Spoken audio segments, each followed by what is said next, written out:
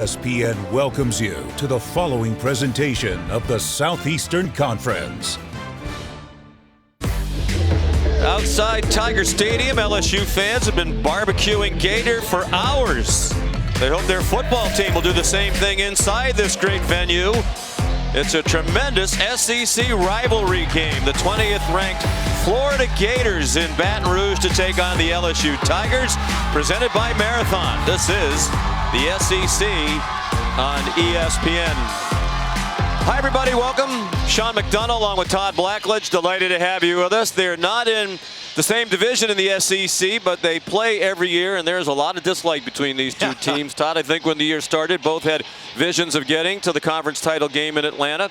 That looks a little far-fetched right now, although we talked to Dan Mullen, the Florida coach, yesterday. He said, we win out, anything is possible. That has to start today, obviously. They're a really good football team. I mean, 2 narrow losses to Alabama and on the road against Kentucky. LSU, meanwhile, a depleted roster right now, trying to avoid a 3-game losing streak. They were embarrassed last week in Lexington by the Wildcats. I expect them to play much better today because this is a very intense rivalry game. And, of course, the backdrop here today and all week has been speculation about the future of LSU coach Ed Orgeron, less than 2 years removed from winning the national championship with an undefeated team. His team is 8-8 since, and there is a lot of speculation about his future. Sunny and breezy, gusts to 26 miles per hour, but very pleasant from a temperature standpoint. It's cooled off quite a bit from what we had here the last couple of days. Temp in the mid-60s. Florida won the toss and deferred, so they kicked off, and Jace Chrisman's kickoff went over the head of Trey Palmer. And here comes LSU, led by Max Johnson, who made his first career start last year against the Gators in Gainesville. They were 23-point underdogs, went there with a record of 3-5. He was terrific, led them to a dramatic 3-point win. He threw for 239 and 3 touchdowns. He also ran for 52, wound up being the SEC Player of the Week for that performance. They start on the ground with Ty Davis-Price, and he's ahead for 2. Already an injured LSU player, and that's been a big part of this season as they come in 3-3. Lots of injuries, mostly on the defense, but that's Anthony Bradford, the left tackle, who is the 4th different starting left tackle for LSU this season in 7 games. Yeah, that's been the real revolving door. The other 4 positions have been the same, but this has not been a typical LSU offensive line or running game. And take a look at the injured players on offense. Most notable wide receiver, Kayshon Boutte. I mean, he was the leading receiver on this team. Max Johnson's favorite target and leading the nation in touchdowns receptions. Deion Smith, another receiver out. Probably their 2 best receivers out of the game today. And that's only about half the guys missing compared to their defense. We spoke with Jake Peets, the offensive coordinator, yesterday. He said 1 and 6 are our 2 best wide receivers, as you just said. Coach Peets agrees with that. Neither of them available, but there are a lot of talented young receivers, and Ed Orgeron talked about the opportunity for others, part of the terrific recruiting classes they've had here recently, to come forward. Boutte, as Todd just said, was tied for the national lead in touchdown catches. Jordan Addison of Pittsburgh, Jalen Cropper of Fresno State. The rest of the team has fewer combined touchdown catches than his 9.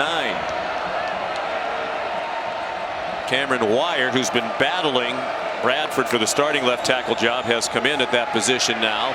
Johnson, after a play fake, has a wide open man in the flat. It's the tight end, Jack Besh, who's now their leading receiver on the team with 23 catches in the absence of Boutte.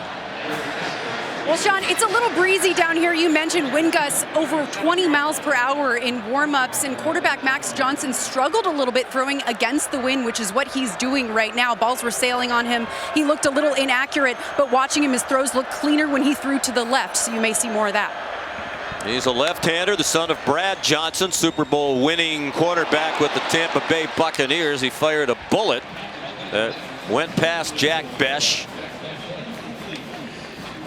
I like Max Johnson. I think he's got savvy playing the positions. Just a little RPO throw just behind the receiver, Besh. He's accurate, I think, for the most part, short to intermediate. When he gets in trouble is on the deeper routes. I don't think he has a particularly strong arm, and if he doesn't throw it early, he has some problems. Davis Price ran for 147 in that loss to Kentucky. They've struggled to run it all year, but they felt like with his performance and improved play of the offensive line, they're ready to keep the running game going today and beyond. There's Brad Johnson. The Johnson family here in attendance. On the left is Max's younger brother Jake, who will be coming here next year to play for LSU, one of the top tight end recruits in the country out of Oconee County High School in Georgia. It's also where Max played. Brad Johnson's an assistant coach on that team. Mother Nikki, also a great athlete. Deep throw, single coverage, and incomplete over the head of Malik Neighbors, who was covered by Trevez Johnson. The Tiger fans want a flag. They won't get it.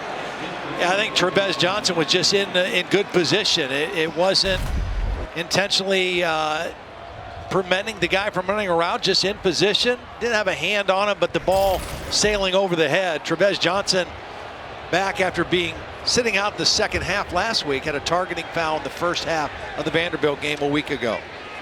Avery Atkins punting into that breeze, and it's blocked. Blocked and rolling free near the 35-yard line. Now a scrum.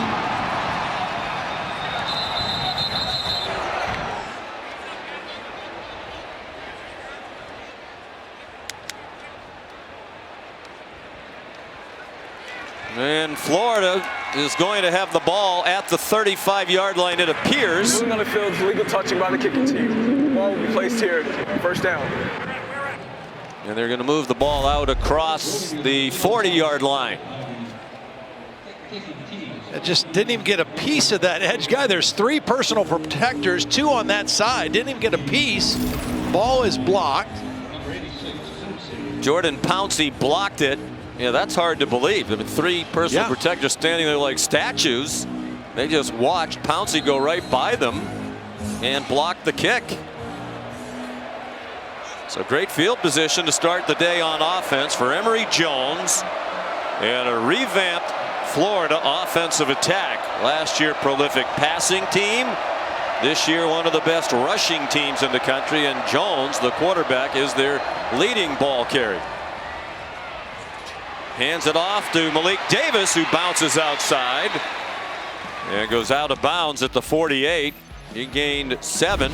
Well, last year they had Kyle Trask at quarterback. They threw for 378.8 passing yards per game, most in the country. Trask gone. A couple of terrific wide receivers and the great tight end Kyle Pitts gone. So now they're the 3rd best running team in the country. Behind Air Force and Army, Malik Davis nowhere to go that time. Lost a yard, in fact. Damone Clark made the tackle, and he'll make just about every tackle for LSU today. He's the leading tackler in the SEC.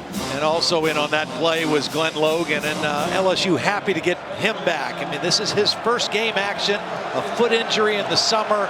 He's been a starter for 3 years here, and happy to have him back in the midst of their other defensive injuries. 3rd down and 5, just underway. Florida running out of time, and Jones is sacked. Mason Smith, a true freshman, one of the most highly recruited players in the country, out of Houma, Louisiana, got to the quarterback. Well, Mason Smith got the sack, and he's going to come from right here, just an outside rush. But this is because of the coverage. I mean, Emory Jones had plenty of time to make a throw. That's a clean pocket. Nowhere to throw the football, held on to it a little bit too long. And Mason Smith comes away with the interception. I mean, with the sack. Jeremy Crawshaw to punt. He's an Australian. With that win, just bombs one. And it'll be a touchback. Trey Palmer back for it. Had no chance. So the defense rises up. LSU survives the block punt. Still scoreless and just underway.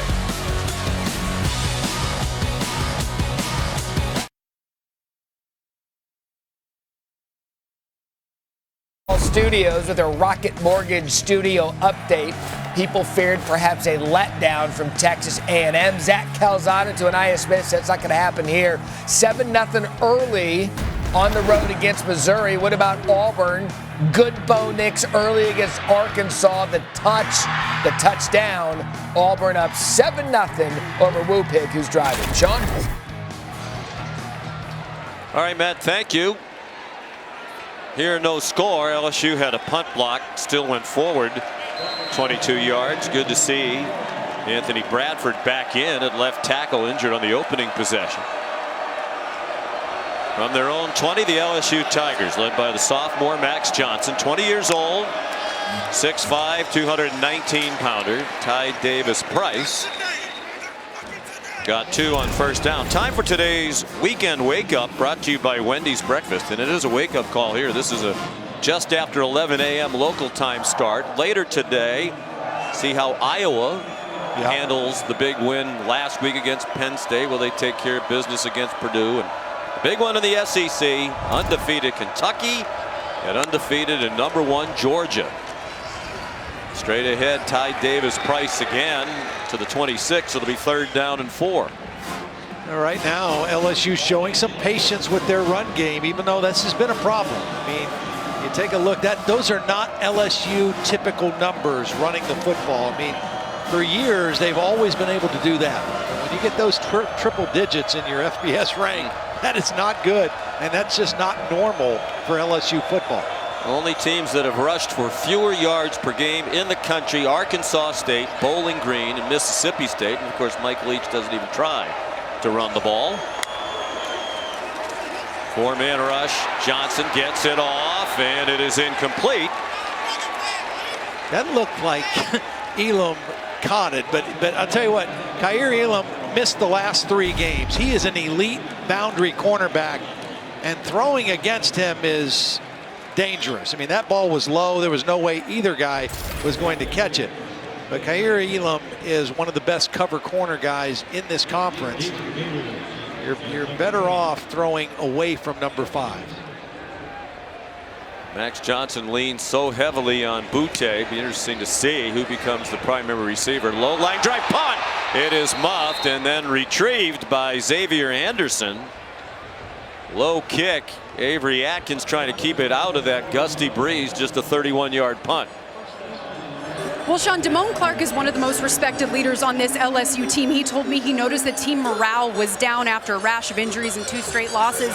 So he called a players-only meeting on Monday, and he challenged his teammates to continue to fight, not just for each other, but for their coaches as well. He assured me there is no quit in this team. Guys are not jumping ship, saying we have a lot to play for, but most importantly, we want to prove to ourselves that we won't give up in the face of adversity. We know our backs are against the wall, and we are going to continue to fight. Sean? Andre Anthony is an injured defensive end, also a big part of that meeting. Coach O singled him out as well. Ed Ogeron said our team was on fire in practice this week. It was our best week of practice, even with all the speculation swirling about his future. High throw. Jones trying to get it to Xavier Henderson. And a lot of injured starters. They had 2 All-American corners. Stingley played in 3 games. Eli Ricks played until last week's game, and in last week's game aggravated a shoulder injury that's been problematic back to high school. Those are 2 All-American cornerbacks on the sideline, and you saw the list. Ali Gay, Joseph Evans, we mentioned Andre Anthony. Major Burns won't play today. After the play fake, Jones pass caught, 1st down to the LSU 46-yard line. Kamari Gamble, the tight end. Nice job that time by Emory Jones, showing patience in the pocket. Watch this protection, has plenty of time, waits for that crossing route as tight end. The thing about this Florida receiving and tight end group, they are a bunch of big bodies, big targets for the quarterbacks to throw to. Gamble at 6'4", 245, makes the catch there. As they lost Kyle Pitts, best tight end in the country. This looks like a pass. It will be a pass by Trent Whittemore. Jones, the quarterback, on the catch, and he's inside the 25-yard line. Dan Mullen, the head coach, who's also the play caller, into the bag of tricks early, successfully so. Always have to be ready for kind of funky plays from Dan Mullen. He calls one early here. Whittemore has really become kind of a little bit of everything for this team. Excellent receiver, possession receiver, and showed his arm on that one. On first down after a 22-yard gain, Jones on target. Nice catch by Rick Wells, chopped down immediately by Jay Ward. But it's another first down on a 13-yard play. Interesting on the second possession of the game, Dan Mullen going to the passing attack. They come in as the third leading rushing team. LSU putting a lot of guys in the box to stop the run. Second possession, letting Emory Jones air it out. Here's Jones on the run, tackled from behind as he approached the 5-yard line. Micah Baskerville the stop for LSU. They spot it back on the 7. This LSU team gave up 330 yards rushing to Kentucky a week ago. Florida with their running quarterbacks, a great challenge again this week. I'm surprised how much they've thrown the ball so far. There is a touchdown for Damian Pierce. They use 3 different running backs, but when they get down close, it's usually Pierce. That's his 8th rushing touchdown of the season, a 6-yard score. Just inside zone run, just good push by that offensive line and a nice read by Pierce. You can hit that in a lot of different places. Did a nice job sitting right in behind his offensive line and then getting the football in the end zone.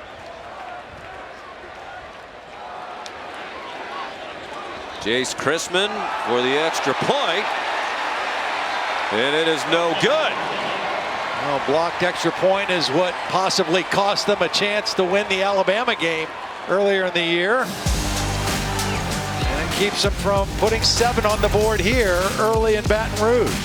Yeah, the problem with the extra point against Alabama meant they had to go for 2 later in the game. Neil Farrell, the block.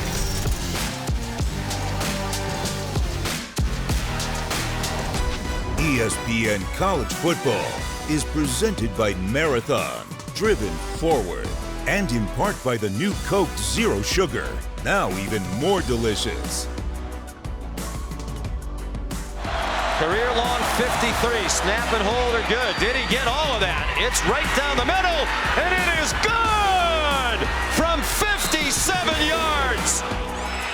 That was last season. Cade York, the school record. 57-yard field goal through the fog in Gainesville to give LSU an unlikely win. They went there as 23-point underdogs. Wild game, featured 6 lead changes. Florida actually had a chance to win it on an Evan McPherson field goal from 51, but he missed. At the very end of the game, Trey Palmer brings the kickoff back to the 20. And Todd, you were right on this play. It looked like Florida had LSU stop, was going to force a punt with under 2 minutes to go, and then a play that will be remembered for a long time. Marco Wilson throws the shoe of Cole Taylor. It's a 15-yard penalty.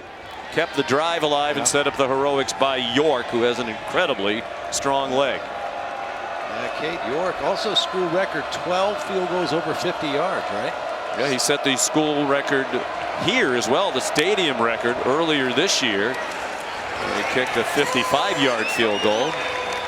Ty Davis Price, the ball carrier. Molly McGrath. Well, Sean, I asked Damian Pierce what he remembers most from that loss to LSU. He was refreshingly honest. He said, the shoe. He said Coach Dan Mullen pointed to that crucial mistake this week, told them to handle this hostile environment with maturity. Don't let silly mistakes cost them the game. And the biggest point of emphasis in practice this week, avoiding penalties, especially on the offensive line. You remember what happened last time they were on the road. Yeah, they had 8 false start penalties when they played and lost at Kentucky a couple weeks ago. 15 penalties total. Max Johnson in trouble and thrown down at the line of scrimmage by Tyron Hopper. Yeah, this Florida defense, I think it's as good as I've seen them play in the last few years, and they've been good against the run. Great improvement in their run defense and the scoring defense. A year ago, they gave up 30 points a game, down to 16.5 points a game this year for Todd Grantham. They have been very solid. They added a couple grad transfers on the defensive line, and it's really helped give them depth up there in the run game. Particularly improved in run defense. Max Johnson, deep throw into coverage, and it's incomplete. Trying to get it to Jontre Kirkland. And well covered by Rashad Torrance and Trevez Johnson. Yeah, it was a good throw. It was a good route, but a great play by the safety Torrance. Watch number 22 come over at the point of the catch and knock the ball out. I mean, it's a good throw. It's right in between the two defenders. And Torrance there to make the play. Again, LSU playing with a lot of young, different receivers. Are going to have to step up and make plays like that to give them a chance to win. He already blocked one punt that wound up going 22 yards. Good decision by Dan Mullen to defer, because the kicking into the wind has been a problem here for Avery Atkins in the first quarter. That punt went 31 yards. You're watching college football presented by Marathon.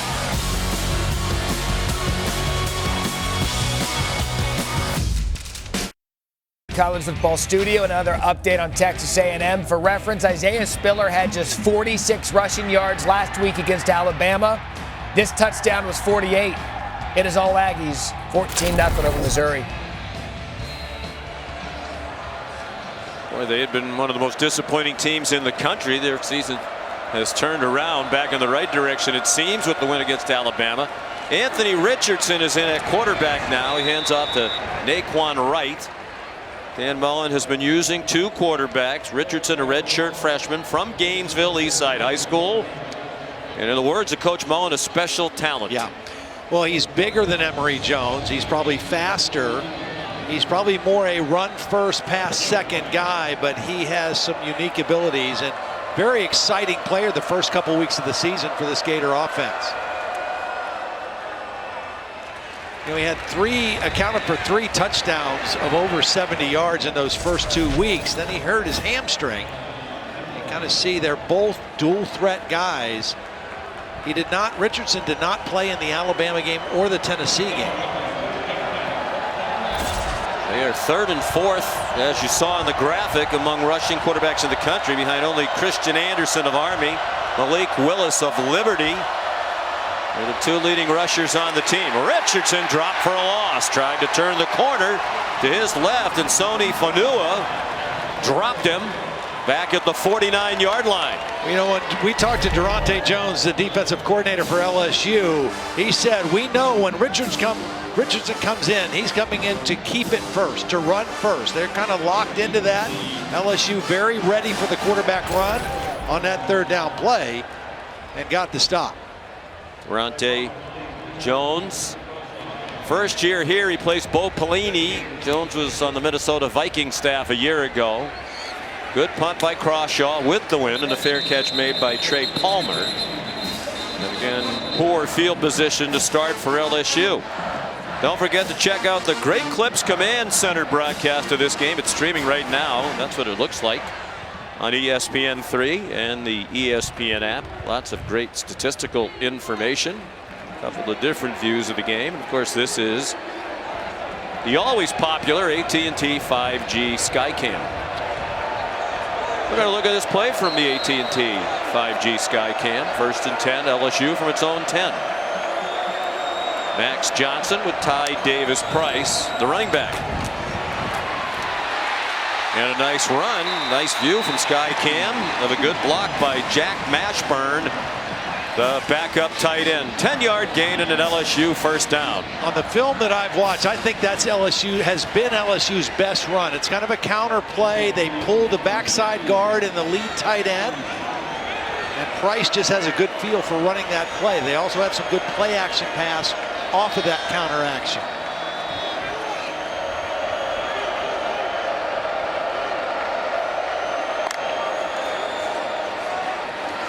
Another good gain on first down. For much of the year, they've been averaging less than 2 yards per first down play. Tough to sustain offense when that happens. Davis-Price tackled by Javon Dexter. They really felt like their offensive line took a step forward in the second half against Kentucky. That was their best running game by far. Unfortunately, it was their worst run defense game of the season against the Wildcats. But from an offensive standpoint, they really felt like the offensive line gelled better than they had at any point in the running game. On 2nd and 3, Johnson dumps it in the flat for the tight end, Besh. Jack Besh out across the 35 down at the 37, taken down by Rashad Torrance, a gain of 10. It's the second time we've seen this play already. Little bootleg, little quick throw, and Besh is listed as a tight end, but he plays and moves more like a wide receiver. He's 218 pounds. He can run. He's got some toughness, but he's really like a big wide receiver more than an end-of-the-line tight end. Lafayette, Louisiana. Jake Peets, the coordinator, raving about his feel for the game. Look out. Johnson held on to it too long, and he gets smothered. And there is a flag down. It's a sack, but there are actually 2 flags down, one along each sideline. Zach Carter with the sack, and he leads the conference in sacks with 5.5 entering today. Alex Moore, the referee, leading this SEC crew. Well, this was a strange play. It was max protection. They kept the tight ends and the backs in. It was a 2-man route, but it ended up only being a 1-man route because number 8, Malik Neighbors, looked like he didn't know. Offense, 2 men moving without getting set. That penalty is declined. 2nd down. Watch now here's the 2 receivers. Everybody else is staying in the block. Malik Neighbors, number 8, looks like he's going to kind of block, like he thinks it's a run. He's not even looking to run a pass route, and nobody was open. There were 4 defenders, 2 receivers, and they were penalized anyway. And the pass dropped. Tried to throw it out quickly to Trey Palmer. Very speedy wide receiver. Dangerous kickoff and punt returner. And they're still searching for options in the absence of Keyshawn Butte. 3rd down and 15, 6-0 Florida. They've scored a touchdown, had the extra point block. We're down to 2.5 to go in the opening quarter. A lot of empty seats here at Tiger Stadium in Baton Rouge. Nice throw by Johnson. And a first down. The hit knocked Jerry Jenkins forward and helped him pick up the yardage he needed to make with a gain of 16. Yeah, good protection this time. Johnson has a nice pocket, steps up, delivers the ball, and Jenkins with some strength at the end of that catch to get the first down. Cam Wire back in at left tackle. We've seen both he and Anthony Bradford at left tackle. Out of the pistol now with Davis Price, the running back. He got back to the line, and that's all. Here's Matt Barry in the studio. Check it in on Michigan State in that defense taking on Rutgers down, or Indiana rather, down 3-0 early. Cal Halliday. That's a Big Ten linebacker right there. 7-3 Sparty early. Undefeated Sparty. Yeah. 2nd and 10 here for LSU.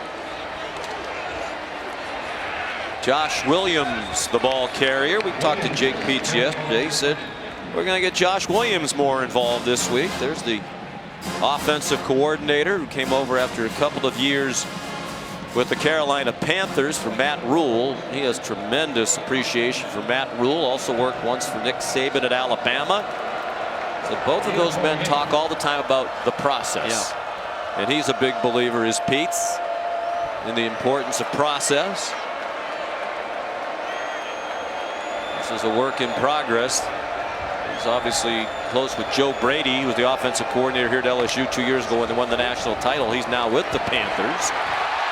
There's a nice run by Davis Price. Powerful run all the way to the 36-yard line of Florida. Gain of 12 and another first down. Well, watch the push. Watch Ed Ingram right here, the left guard. This is inside zone, but watch number 70 get the push, and Price gets right behind his left guard. LSU goes quickly, and the ball a little bit underthrown, and they had a touchdown. Malik Neighbors was open. The throw into the wind, And it fluttered, and it gave Jadarius Perkins time to get there and knock it down. Yeah, I think it's the wind. And the point I mentioned before, the thing about Max Johnson, he doesn't have a great deep ball. If he doesn't throw it early and get it out there, sometimes that ball hangs on him. And that time, they had a golden opportunity for a touchdown. Nice drive, started from their own 10. They'll have the wind at their backs.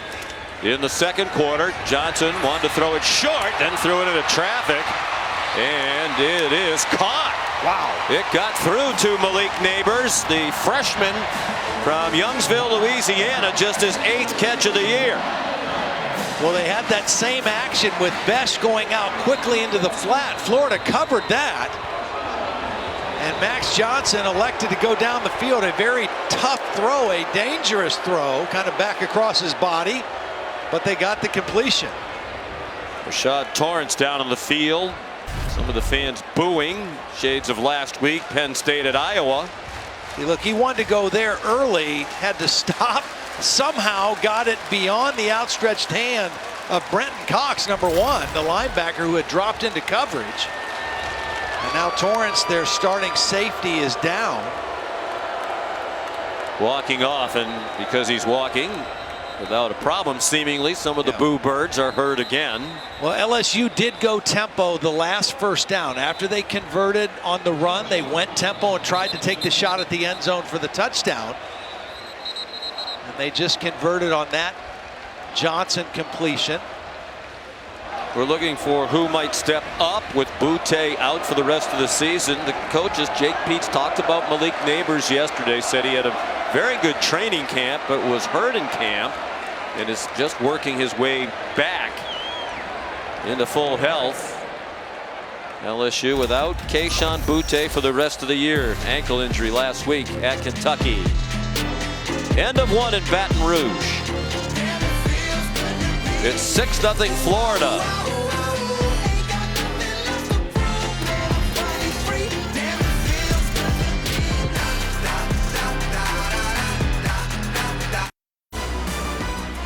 On ABC today, 3:30, second-ranked Iowa hosting Purdue. And then at 7:30 this evening, TCU and number 4, Oklahoma.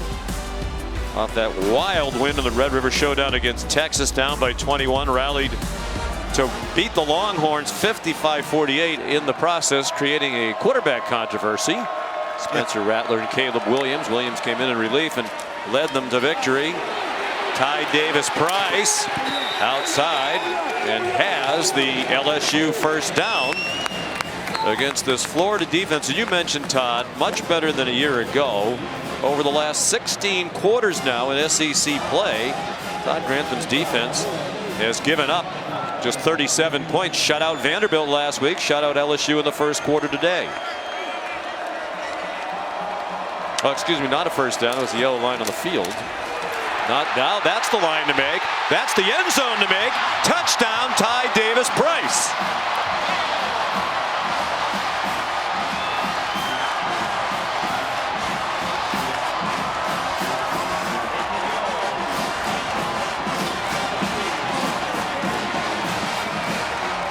Well, this is the best that LSU has looked running the football. From the second half of the Kentucky game and now through the first quarter of the Florida game against 2 good defensive football teams. This is a different looking LSU run game that we're seeing. Cade York for the extra point and the lead. Avery Atkins is the holder. And that kick is good. 18-yard touchdown run by Ty Davis Price, who had 2 rushing scores for Coach O last week in Lexington, Kentucky. 3 guys to keep an eye on: the tight end, the backside guard, and the tackle. This is that counter play. I said I think it's their best run play. Watch the pulling guard, the pulling tackle, the tight end. All 3 get fitted on their blocks, and Price is able to walk into the end zone untouched.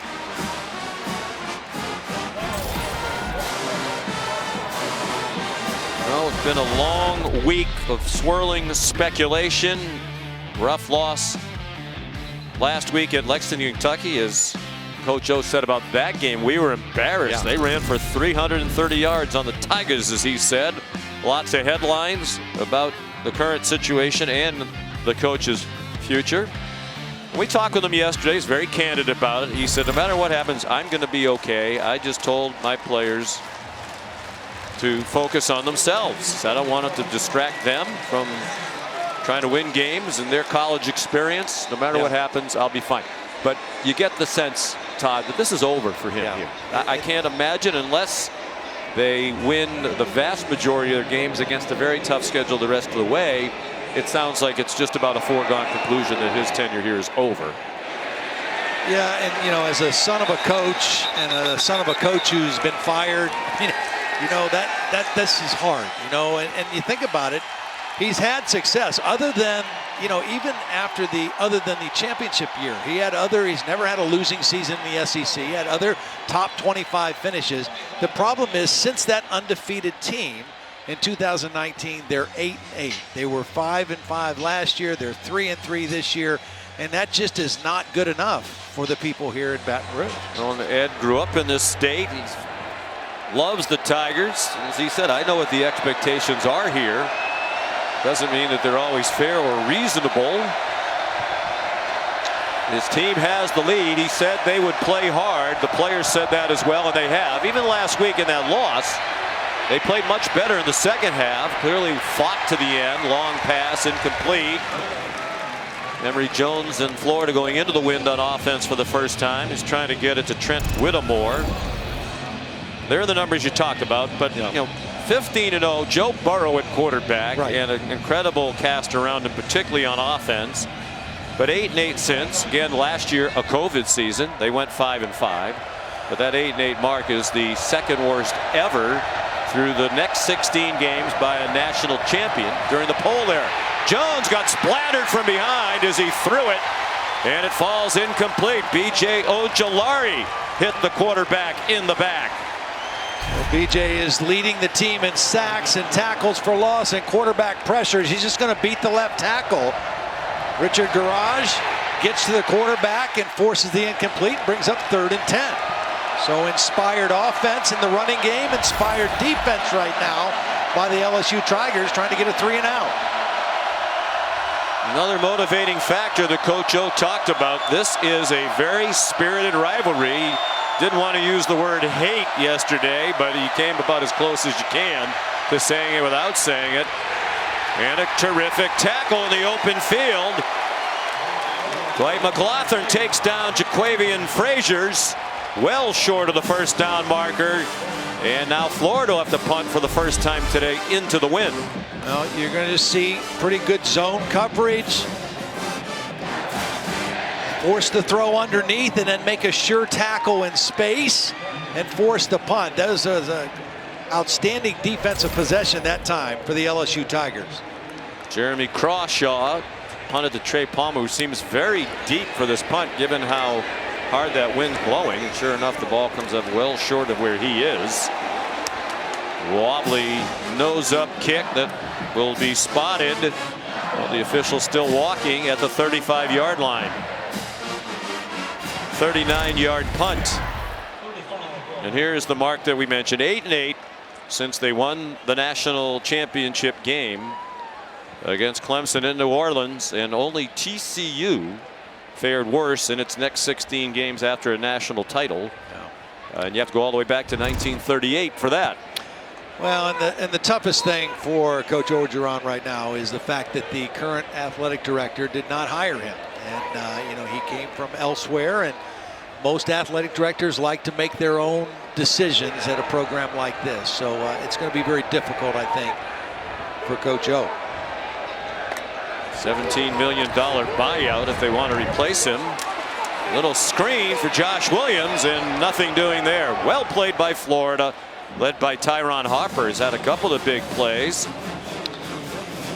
The one thing I will say also that Coach O and his staff has done, even though he's had to do some changing over with his staff, he himself has been an excellent recruiter. He's always been a great recruiter.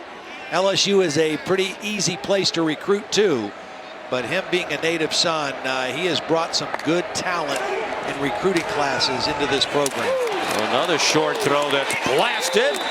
Trevez Johnson this time dumps Malik Neighbors. Now back-to-back plays by this Florida defense, reading the short, quick routes and closing quickly on the football. Trevez Johnson with a hit on that one. And to your point, Todd, there's a lot to recruit to here. Passionate fan base, although it is almost jarring to be here and see this many empty seats. And you asked Coach O, well, is the speculation about your future affecting recruiting? He said no. We're having an excellent class, and the players are coming here because it's LSU. Yeah.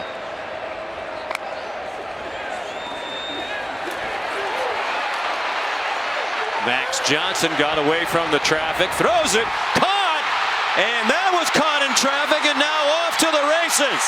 Brian Thomas all the way. Touchdown, Tigers. There is a flag back at the 23-yard line. This might come a long way back. It's number 61. So third down.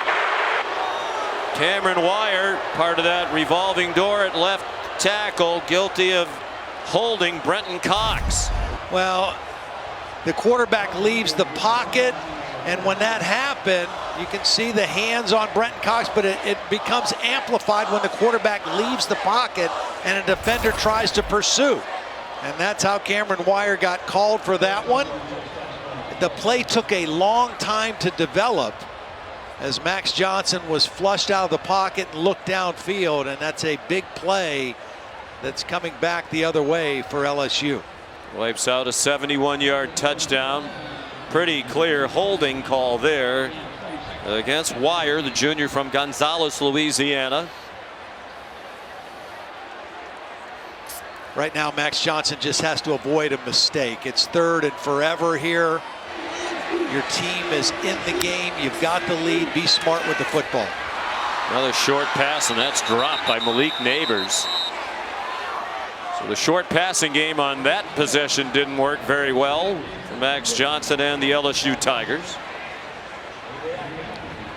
And they will punt with the wind for the first time today. Atkins had one blocked punting into the wind and clearly was trying to keep the ball low. He can hang it high. Xavier Henderson is back deep, standing at his own 40.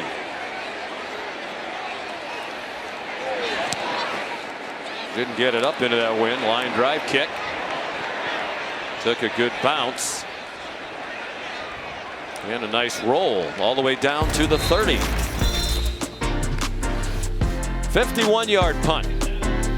Florida defense in the right place and hitting hard, but down by a point.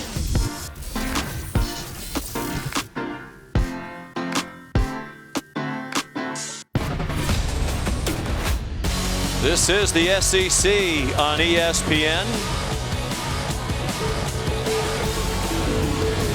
Our director Scott Johnson asked, do you like apples? I don't think that Gator is enjoying that apple. Gators down 7-6 early in the second quarter. Sean McDonough, Todd Blackledge, Molly McGrath here in Baton Rouge on a sunny and very breezy afternoon. Out in the flat, plenty of running room for Damian Pierce.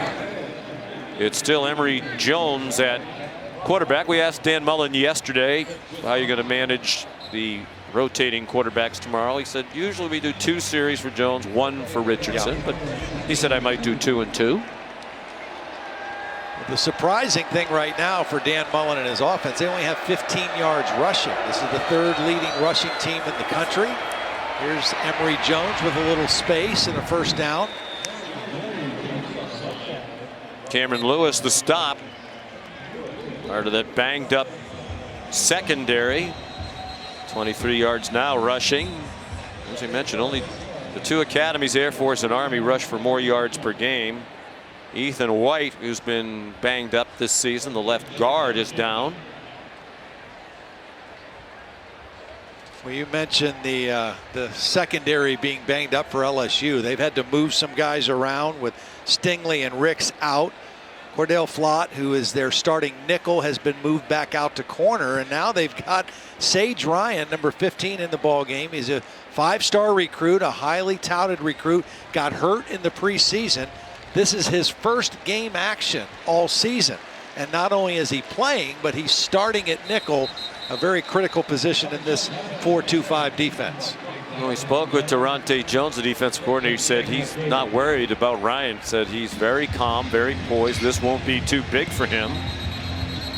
And it's a defense without all of these starters playing very well against Florida so far. I think the jarring thing, if you're an LSU fan, when we asked Durante Jones yesterday, well, when will you get some of these guys back? He said, I think Major Burns is the only player on that list who we will get back, and that's a maybe. Yeah.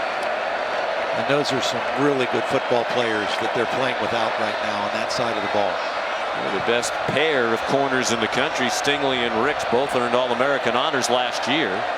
Josh Braun has come in on the offensive line for Ethan White. Good throw by Jones. And a first down strike to the 41-yard line of LSU, caught by Justin Shorter, the transfer from Penn State. Cameron Lewis made the tackle. Continues to be really good protection for Emory Jones. I mean, he's got a lot of time to survey the field, to go through his progressions. They've not run the ball that well, but they've protected the quarterback extremely well so far.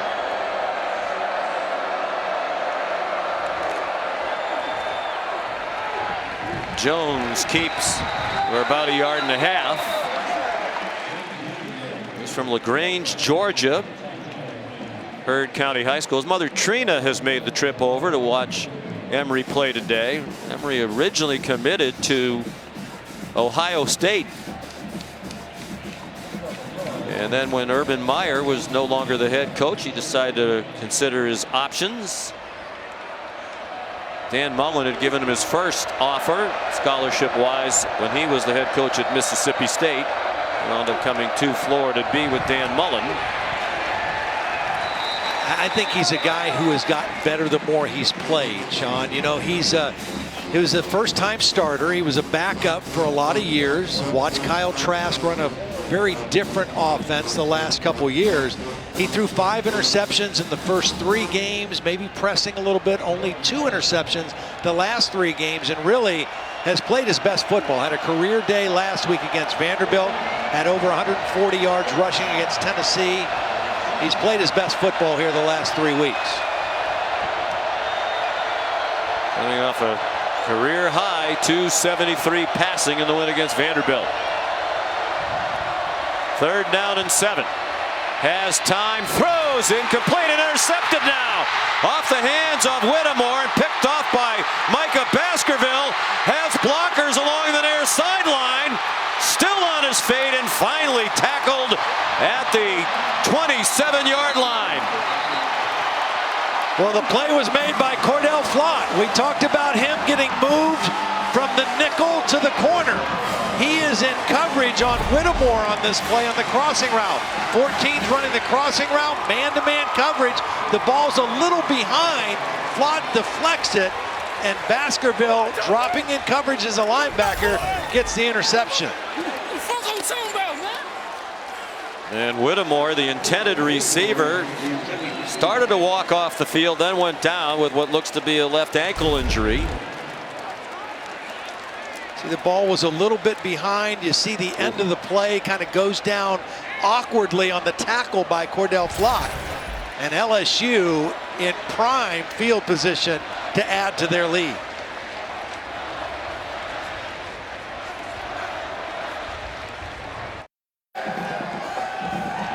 Taco Bell welcomes you to the Live Moss Student Section of the Year contest. Use hashtag Student Section Sauce to get the committee's attention. Go to ESPN.com/Taco Bell to see how your school can compete. Disappointing season so far for LSU, but still very much competing. Micah Baskerville, senior, playing in his 35th career game, has his first career interception out of Shreveport, Louisiana, and the first takeaway for the LSU D in the last 3 games.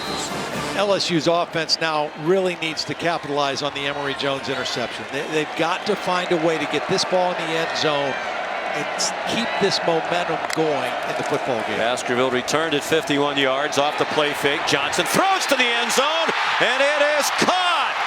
A touchdown for Jeray Jenkins.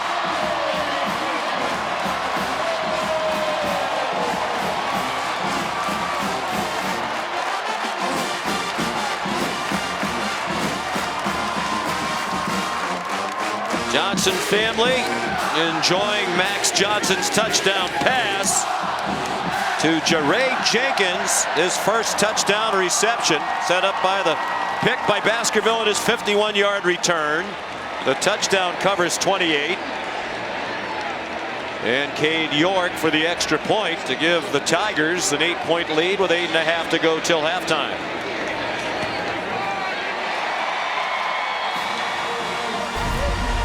Well, he almost doesn't get this play off. Watch the pressure right over the center as Max Jones rolls out a little bit to his left. He doesn't quite get everything on his throw, but enough on the double post to get the ball to Jeray Jenkins.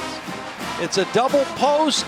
They get the middle safety out of the field, and they attack on the first play after the turnover. I love the call by Jake Peets going for the big play right on the first down play. Jenkins had a big game in their upset win at Florida last year. Had 4 catches for 65 and a touchdown. Brad Johnson, Jake Johnson, they know this trip very well. They have not missed an LSU game yet this year, even though Brad's coaching and Jake is the star tight end at Oconee County High School near Athens, Georgia. Jake heavily recruited by a lot of the powerhouses, considered Clemson, Oklahoma, and Florida, but decided to join his brother Max here at LSU. They are very close.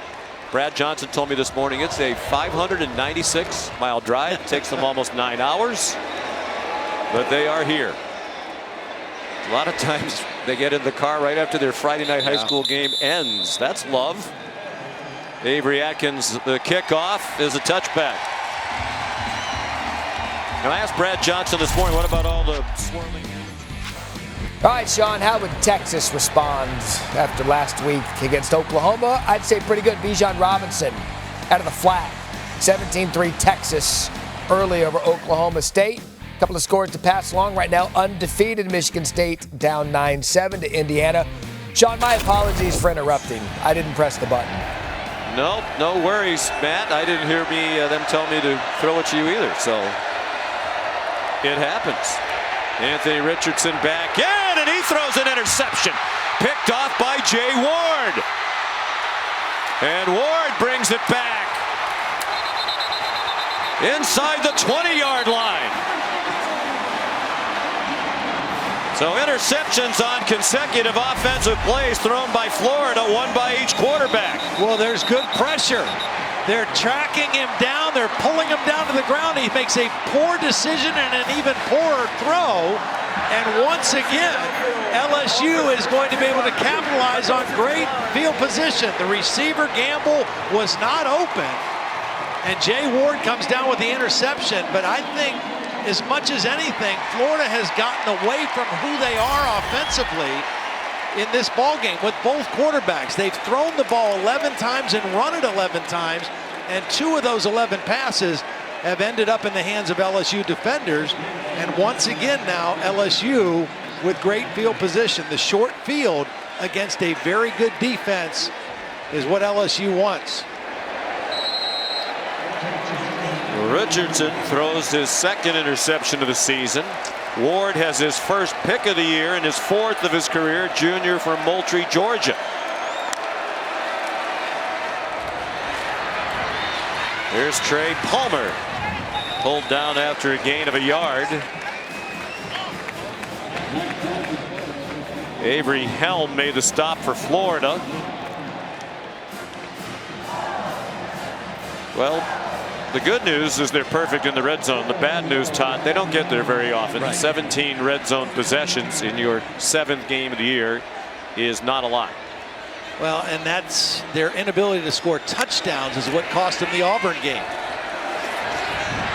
Thrown into traffic and caught. Nifty throw by Johnson. That had plenty on it. Brian Thomas not getting up after he got hit hard by Rashad Torrance.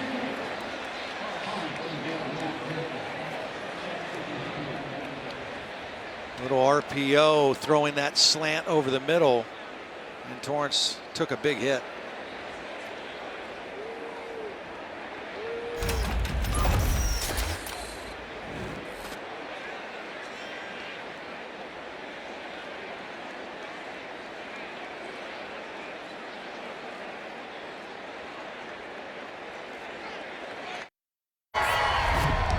This is the SEC on ESPN. Florida and LSU. Just the fourth morning kickoff since 2008 here at Tiger Stadium. LSU arrived ready to play. Max Johnson and the Tigers 12.5-point underdogs, leading by a touchdown and looking for more. First and goal at the 7. I think this is Ty Davis Price area. There he goes. And he was met at the 5-yard line by Mahmoud Diabate. He had 147 yards last week in the loss at Kentucky. He's got about 70 yards now. I think that puts him at in this ball game, running very hard, downhill runner. And the balance that LSU has is what has really helped them to stake this lead, along with the turnovers. Davis Price remains the running back. Max Johnson faked it to him and threw a touchdown to Jaray Jenkins. His second touchdown catch of the game, this one from 5 yards.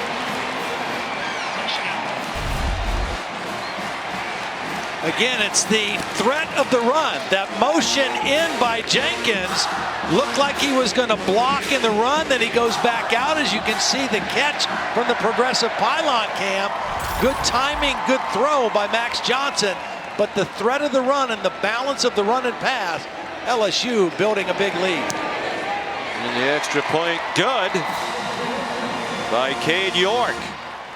Jaray Jenkins, Junior, had just 10 catches all year and no touchdowns, but with Kayshon Boutte, their leading receiver and one of the best in the country, out for the rest of the year, he has stepped up in a big way today. LSU 14 points in the last minute and 47 seconds off interceptions on consecutive offensive plays by Florida. Well, and the interceptions, not only do they turn the ball over, they reduce the field. Both interceptions were returned into Florida territory, and LSU took advantage. Here's what I said. Now they bring him in motion. He looks like he's going to block because they've been running so well. Then he's going to go back out.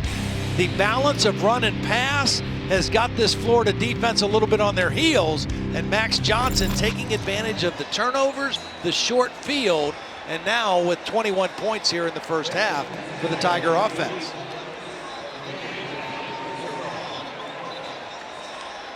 Ball blew off the tee. That's the stunning number. LSU outrushing Florida. And I agree with you, Todd. Florida, number 3 rushing team in the country. LSU gave up 330 on the ground last week at Kentucky.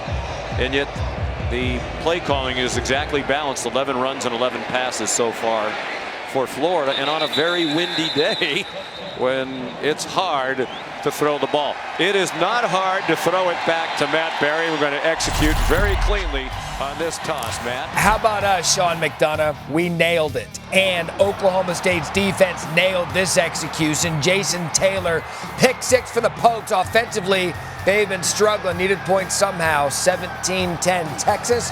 Sean McDonough, I throw it back to you. All right, thank you. Emory Jones back at quarterback. And they have 4 wide receivers to his left. He tried to throw it to the boundary to the one receiver side. Came back to Rick Wells. And a good gain on first down. They get 10. And another first down. Cameron Lewis, the tackle.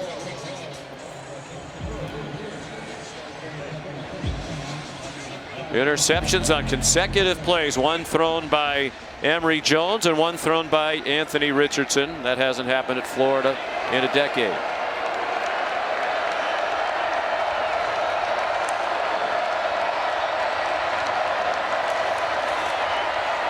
Naquan Wright, have a trio of running backs that rotate in. He got 7 through a nice hole. Jay Ward and Damone Clark combined on the stop, and now it looks like Florida wants to go with some tempo.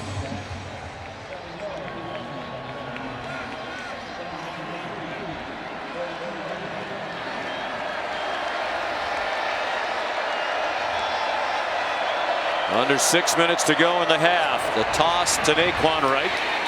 He runs out of bounds. Looks like they're going to mark him just short of the 45-yard line. And they'll need about a half yard on 3rd down. You know, Sean, the other thing that's interesting about Florida's approach and trying to balance out their offense, we mentioned the corners that are missing for this LSU defense, but they're also missing their top 2 defensive ends that they started the year with. They've got a couple defensive tackles that they're missing. And this is a depleted defense, not just on the outside on the perimeter. And Florida has not really attacked that or exposed that yet in the ball game. A timeout called by LSU. Undermanned, but fighting hard. And a 12.5-point underdog leads by 15.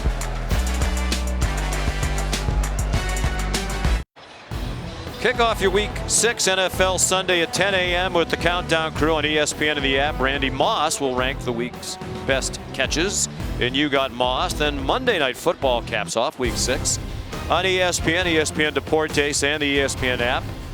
The Buffalo Bills in Nashville to take on the Tennessee Titans. Bills 4-1, Titans 3-1. Bills off a very impressive win against Kansas City. Highest scoring team in the AFC. A lot of people like the Buffalo Bills to go to the Super Bowl.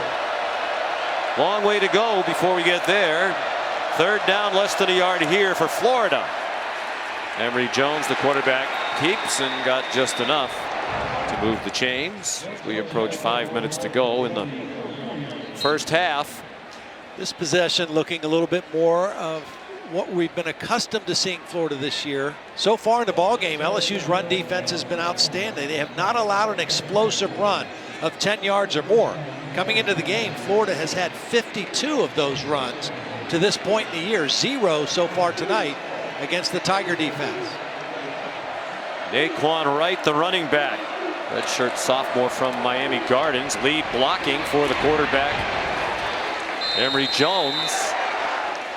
And he crossed midfield to the 48-yard line of LSU. Another tackle for Damone Clark, who has twice as many tackles as anybody else on their team. He came into today with 68 to lead the SEC. Next on the team was 34 by his fellow linebacker, Micah Baskerville. Runs really well. I mean, he makes plays sideline to sideline. He's a physical guy. They've had those kind of inside linebackers here over the last several years, too. Team leader, Molly mentioned, he called a team meeting, players only, earlier in the week. Been leading defensive walkthroughs every day at 2:15, and they are paying off as B.J. Ojulari sacks Jones back at the 44-yard line. Well, we saw him get a sack earlier, beating the left tackle outside. This time he's going to beat him to the inside using quickness. Sets him up the field, beats him inside, right to the quarterback. Emory Jones had no chance on that play because of the quickness of B.J. Ojulari.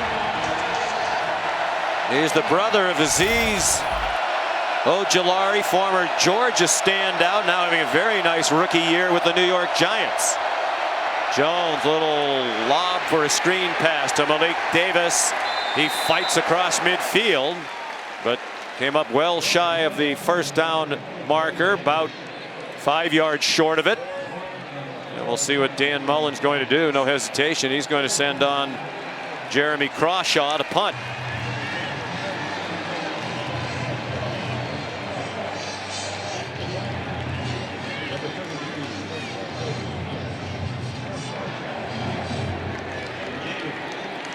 Fourth punt for Crawshaw. He ran for 28 yards on a fake punt last week against Vandy. Good kick, fair catch made by Trey Palmer. Here's Matt Berry. All right, Sean, coming up in the Lexus halftime report, the big question, how would A&M handle the success after the Alabama win? Noon kickoff, sleepy situation out there in Missouri. Plus, Oklahoma State, are they for real? They've got a test against Texas this week, and Cincinnati continues to roll on. Highlights coming up. Jesse Palmer, Joey Galloway join me coming up on the Lexus halftime report. A lot of important games in this early window today. Cincinnati needs to keep on winning, try to be undefeated, and force the playoff committee to pick them. You know, I live in Ohio, as you know, and a lot of debate within my state about who's the best team in our state. You know, between Ohio State and Cincinnati. Ohio State starting to really put things together now in the Big Ten. Johnson, nifty spin move. And an effective run out to the 17-yard line. Here's Molly McGrath. Well, Sean, LSU sideline, very spirited wide receiver coach Mickey Joseph told his guys on one-on-ones, you need to hit him with your hands and you have to believe you're going to get the ball because I believe in you. He said they slapped us in the mouth early, but we need to stay aggressive, get in attack mode, and be the first to strike from now on.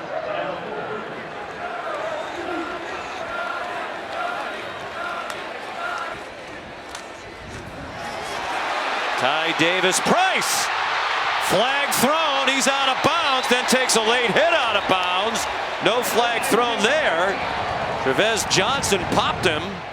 Well, I think they're going to get Jenkins, the wide receiver, for a hold as Davis-Price cut inside his block. But nonetheless, still a positive gain before the penalty on the run play. Here's where I think the hold came in. Offense number 10. 10-yard penalty. Still second down. You know, that white glove on the orange jersey, when it got outside the jersey, is where the problem was. And here's the end of the play. It's right on the line. It kind of looked like Davis-Price was giving himself up, but he didn't run out of bounds.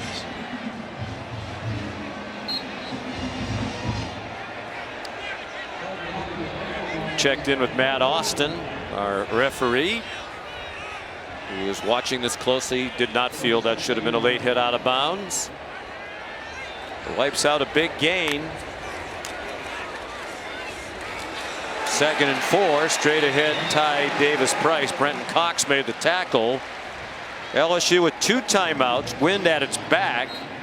At the very least, they'd like to get in field goal range. As Jake Peets, the offensive coordinator, said when we visited yesterday, when our kicker is in the parking lot, he's in range. Yep.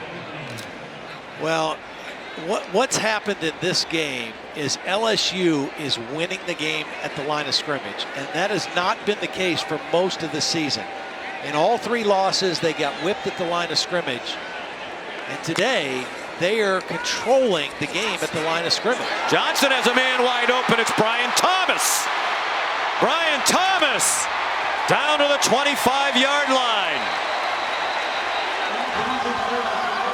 That's a 49-yard play. They had a 35-yard gain wiped out, and there's flags on this play.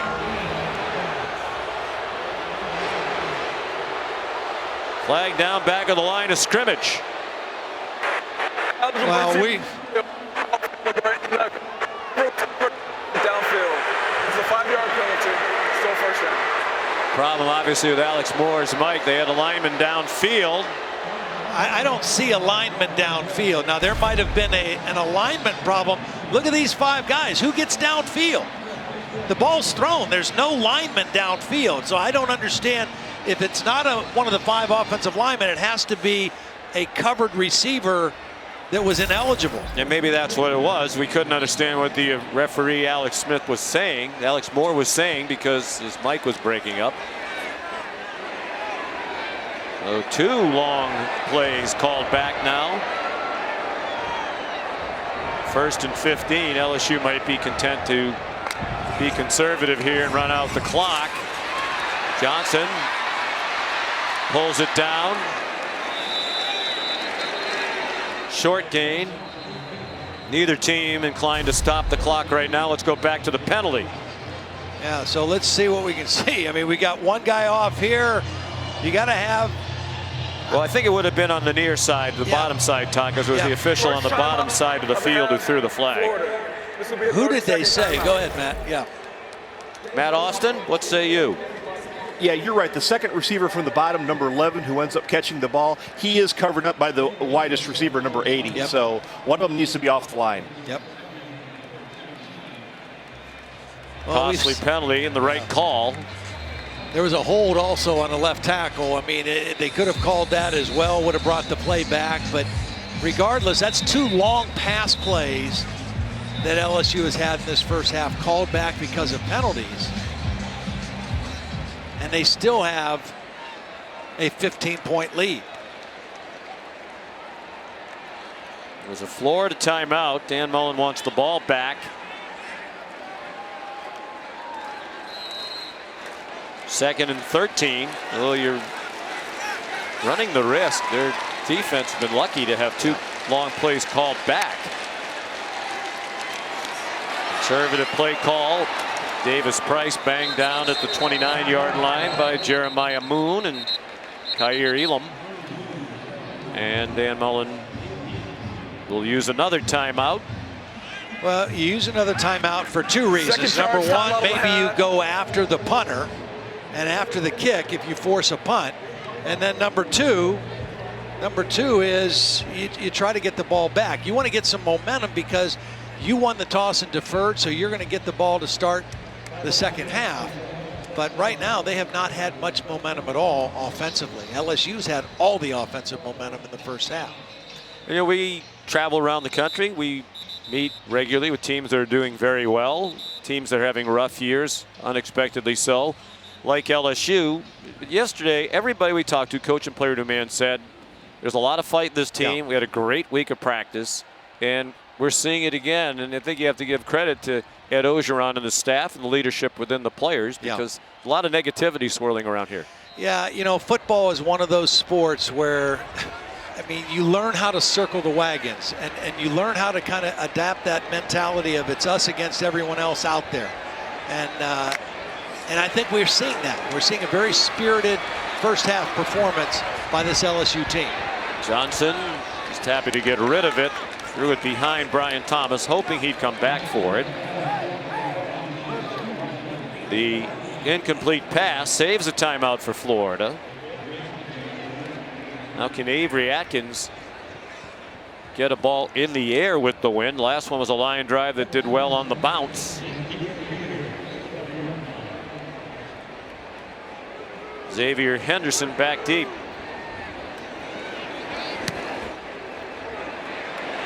Great kick. Drives Henderson back inside the 15. And he's chopped down at the 23.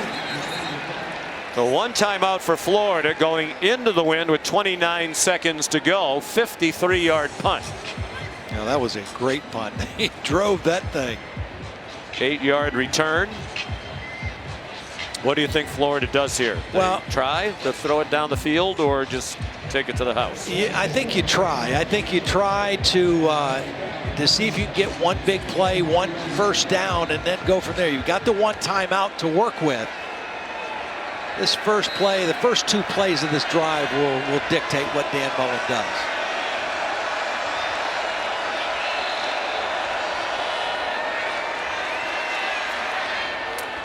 Thrown to the far sideline, very short gain by Davis, who runs out of bounds to stop the clock. The offense today has not been really on point with the interceptions, the lack of rushing yardage. But one thing about Dan Mullen, he's one of the best play callers, and he makes adjustments at halftime as well as anybody in college football. I'm sure they'll discuss everything when they're in the locker room.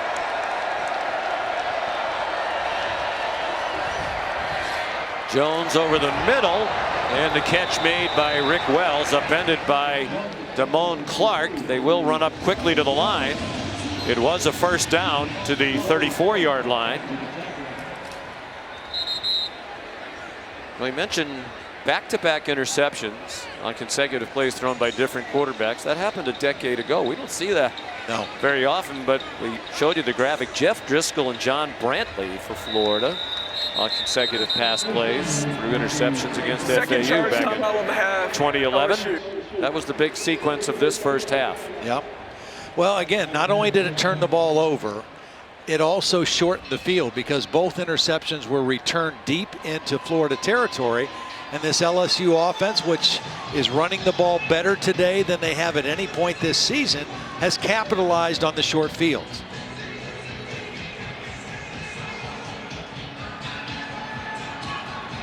"14 seconds to go." It was an LSU timeout here.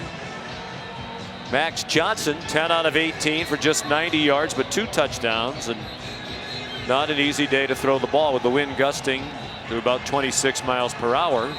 But 101 yards rushing in the first half for LSU, coming in averaging 83 yards a game. So their ability to run the football on this Florida defense, which has been outstanding, stopping the run, really the difference in the first half, along with those 2 turnovers.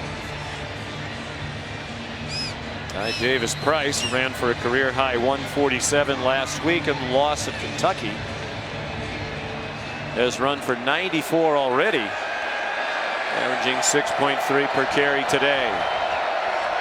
And the prevent defense will look for LSU. Jones has a man on the sideline. It's caught, and it's Justin Shorter out of bounds with 5 seconds to go. You'd think still too far away to try a field goal into this wind after a 24-yard game, but you can try a Hail Mary into the end zone. Yeah, you probably can get the ball to the goal line now or into the end zone. And that was a nice throw there as Dan Mullen's going to use his last timeout. Nice patience by Emory Jones, waiting for something to open up against that prevent defense. Shorter, one of those tall receivers at 6'5", the transfer from Penn State, is over there on the sideline, and Emory Jones spots his big body and makes a nice pass in between 2 LSU defenders. Got hit hard at the end of it by Jay Ward. So they're on the 42-yard line. Ordinarily, you wouldn't think it'd be that hard for a quarterback to get the ball into the end zone from this point, but it is a gusty wind. You do one of 2 things here. You possibly can throw a quick throw to the sideline and still have enough time to kick it, or you got to go ahead and just try to launch one and get it to the end zone. If you throw an interception and you throw your 3rd interception of the first half, if you're Florida, so what? I mean, at this point, you're just trying to make a miracle play. LSU has 3 defensive backs back by the goal line, anticipating a Hail Mary. They put 3 receivers on the right. Jones, plenty on the throw. Beautiful spiral, corner of the end zone, and it is caught. Oh my goodness! For a touchdown, Justin Shorter, with no time remaining in the half. A 42-yard score. Well, nobody for LSU even made an attempt to go for the football. Normally, you tell those defenders just go up and knock it down. And Justin Shorter didn't even have to jump for the catch. Emory Jones gets the ball clearly to the end zone. Look at these 3 defenders. Nobody makes a play on the football. You have to go up and try to knock that ball away if you're on defense. And Emory Jones to Justin Shorter, as we see on the progressive pylon cam, come away with the touchdown on the last play of the half. 77 yards in 29 seconds into a gusty wind.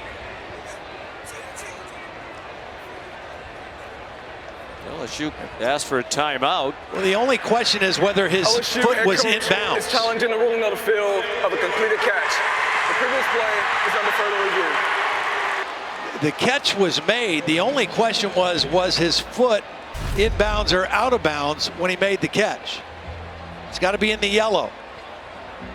Well, there's the foot down. Foot's down. Yeah, clearly. Gerald Hodges is the replay official. But how do you put 3 defenders back on the goal line? They're already in the end zone, and none of those 3 make an attempt to go up and play on the ball. What was number 31, Cameron Lewis, doing there on the left side of your screen now? It was almost like they were more concerned with boxing out the receivers as opposed to making a play on the ball. But you're not going for an interception there. You're just trying to go up and knock the ball away.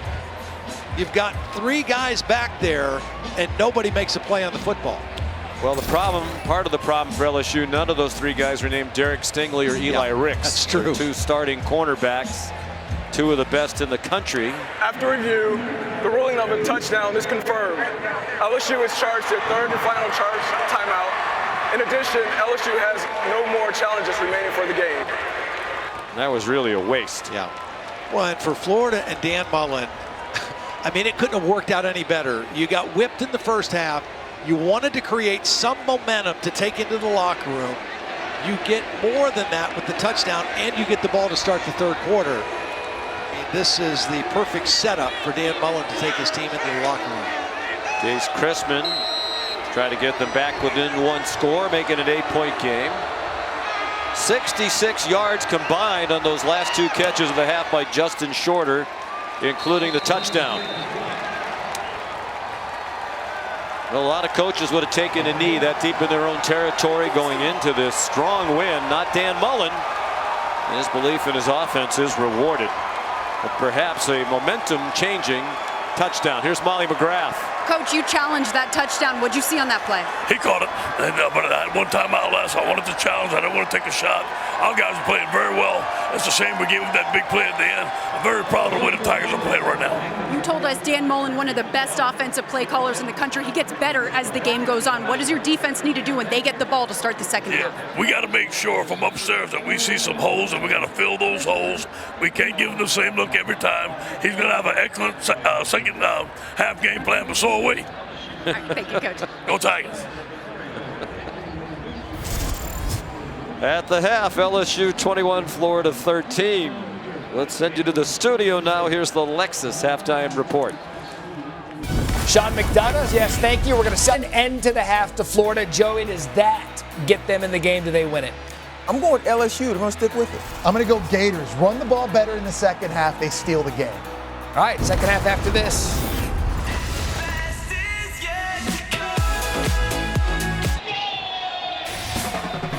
You're watching college football presented by Marathon.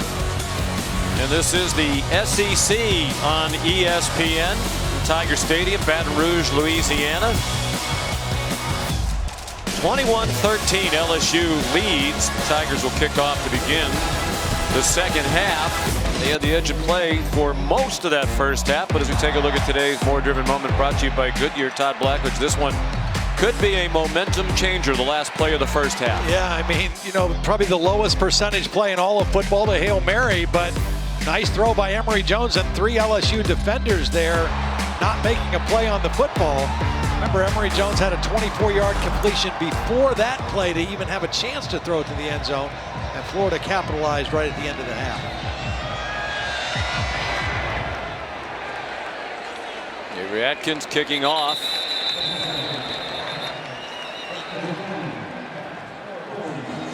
And Florida will start from the 25-yard line. We welcome you back to Baton Rouge. Sean McDonough and Todd Blackledge. We talked about it. That was a big play at the end of the half. You have to give Dan Mullen credit for the decision to try to move the ball down the field with 29 seconds to go. But I think Ed Ogeron really hit the nail on the head, too, in his chat with Molly McGrath. He's pleased with the way his team played. You can't have that one play mess it up going forward. Absolutely. They did all the things that they haven't been doing. They were able to run the football and stop the run. And they did that better than Florida in the first half. They only had 6 takeaways coming into today. They had 2 interceptions that set up their offense. So Ed Ogeron's right. His team played very well. The problem is it's a really talented team on the other side of the ball, and there's 30 minutes left in the football game. Emory Jones carried for a yard. He has just 12 yards rushing. Averages just under 80 per game. Malik Davis, the running back. Malik Davis, a wheel route and open down the sideline, couldn't catch it. Ball a little bit low, but it was there. And Davis, ordinarily sure-handed, he caught 31 passes last year. They haven't thrown the ball to him anywhere near as much this season. Well, Sean, Florida head coach Dan Mullen said that touchdown at the end of the half was invaluable for the confidence of his team. He said he noticed his players' shoulders were sagging, their confidence was hurt, but then it completely changed after that touchdown, and players came out of the locker room with energy and intensity, yelling in each other's faces. And Mullen said, this drive, the key, make the plays that are there, and for goodness sakes, do not turn the ball over. Sean. They played a penalty-free first half. That had been a problem. There's the third interception for LSU. Dwight McLaughlin down the sideline. McLaughlin into the end zone. Touchdown, Tigers.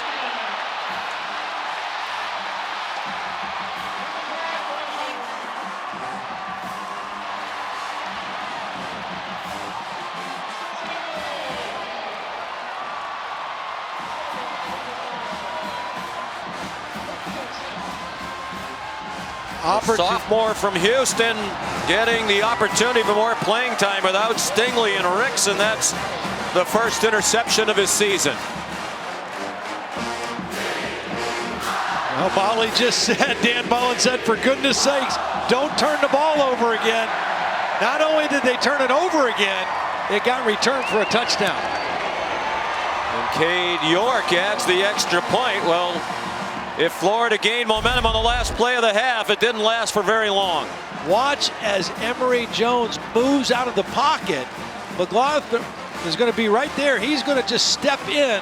McLaughlin and intercepted because Emory Jones was drifting to his left. The ball was thrown a little bit late, a little bit behind his receiver. He didn't have his feet set well under him. McLaughlin's able to come right underneath it and intercept the football and then get it to the end zone. The third LSU touchdown or interception, all returned for positive yardage. This one returned for a score. That kind of wipes out that Hail Mary right at the end of the half. Any momentum Florida had and gained from that Hail Mary at the end of the first half just got wiped out in one play of the third quarter. 3 interceptions, all of them turned into touchdowns. That one directly. Jones has thrown 2 of the picks and Anthony Richardson the other. Now they have capitalized on those turnovers today. Obviously the last one, a direct turnover to a touchdown, but that's what got Florida beat at Kentucky also. They had a blocked field goal return for a touchdown. They also had an interception in the fourth quarter thrown deep in their own territory that set Kentucky up for a short touchdown run. Turnovers have been their undoing today as well. Wow, off the upright. And that's still into the breeze. Blogger's first career interception. Sophomore, and here's Richardson coming back in. Richardson didn't play a lot in the first half. He carried once for -2 yards. I think if you're Dan Mullen, I mean, neither one of them have lit it up. And right now he's making the decision based on looking in the eyes of these two guys and trying to figure out who's going to give him the best chance to come back in the football game. He zips one incomplete. Broken up by Darren Evans, trying to get it to Justin Shorter. Richardson 0 for 1 passing in the first half with an interception. You know, one thing when Dan Mullen talked to us about his offense yesterday, he said the one thing we might be lacking on our offense this year that we had last year, we don't have elite speed on the outside. And you can tell LSU very comfortable playing man coverage. Richardson throwing deep and off the hand of Shorter. Raydarius Jones, sophomore, had the coverage. Another guy wouldn't be playing as much. They didn't have so many injuries in the secondary. There is a flag down. Yeah, really dumb play by Jones at the end of the play. He's in good position for coverage, and he's going to get, I think, probably a taunting call at the end of this play. After the play, unsportsmanlike conduct, defense number 29, taunting, his first. This is a 15-yard penalty and also includes an automatic first down. Just no need for it. I mean, he makes a good play. He did his job. And then he stands over the receiver, and they're going to call that every time. It's just, it's a foolish penalty that negates a big-time play. And you give Florida a little bit of momentum. And coaches around the country have certainly now enough clips to show their team of how taunting is being called like that every time. You do that, it's going to get flagged. We've seen it over and over again this year. Damian Pierce, the ball carrier. Micah Baskerville on a stop for LSU. 2nd down and 7 for Florida. With Anthony Richardson at quarterback.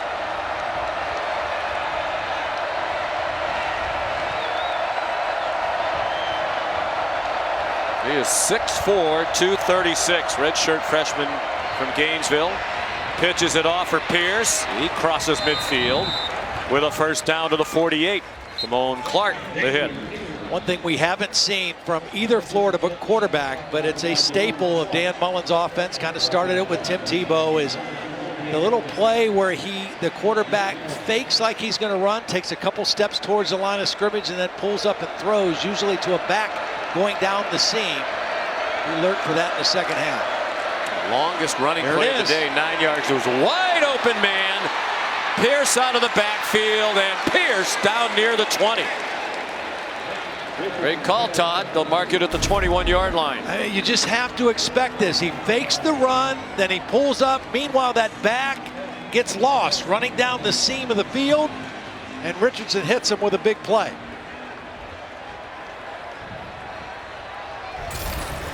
To Pierce for 27 yards.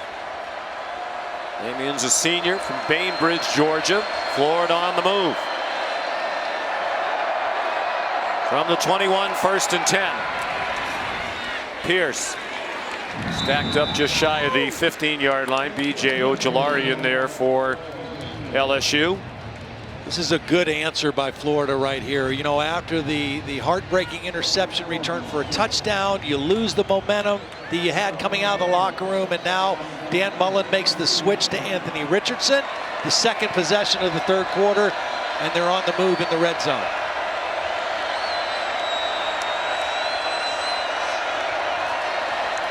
Richardson, quick set and a bullet. Boy, you can see the strong arm that he has. He fired another one to Justin Shorter. Cordell Flott the tackle, but it's 1st and goal. Florida at the 5 after a pickup of 11. Well, what these Florida receivers, some of them may lack in flat-out speed, they make up for in terms of size, and big targets like that in the red zone. I mean, you're basically, it's like having a bunch of tight ends out there, big-bodied receivers that you can throw to near the goal line.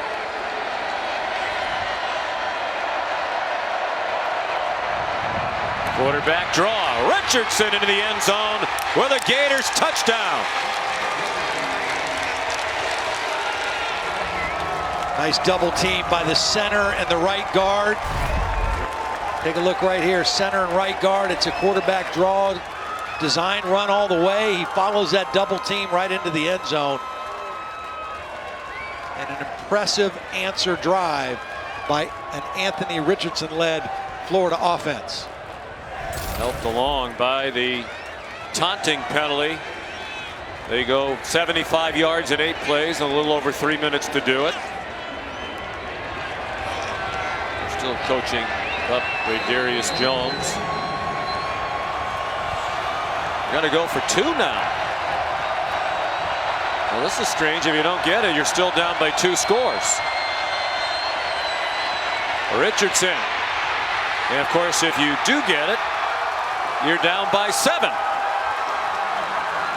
Now, usually he comes in for a series, then Jones comes back in. Watching that drive, I think you stick with that guy. Yeah, that's what I mean. Dan Mullen looked in the eyes of his quarterbacks and said, who can help us win in the 2nd half? And I think he found it in Anthony Richardson.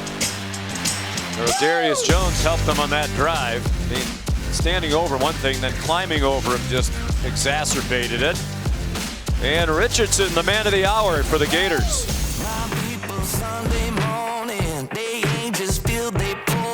Time for today's Aflac trivia question. Ed Ogeron of LSU, one of 5 active head coaches to win a national title. You want to know who are the other 4?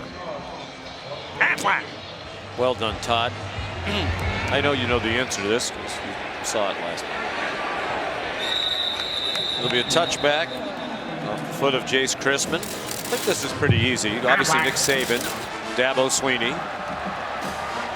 Took a minute or 2 to come up with the others. Mack Brown and Jimbo Fisher. Mack Brown then at Texas, Jimbo then at Florida State. Mack now at North Carolina. Jimbo at Texas A&M, where of course he was hired by Scott Woodward. Now the athletic director here at LSU, his alma mater. The athletic director is a Baton Rouge native.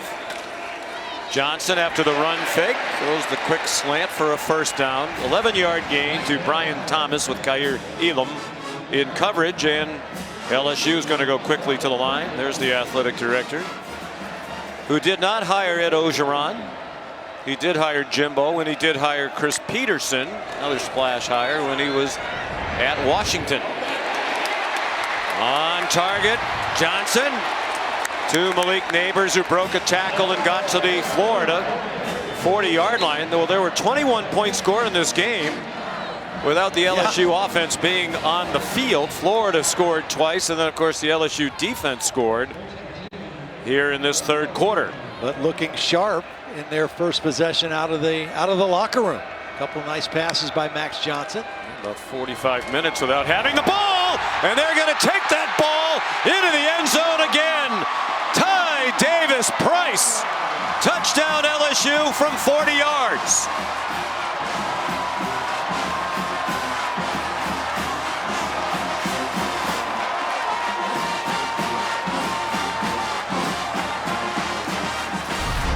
The counter trap play again. They pull the backside guard and tackle. The kick out, the lead through.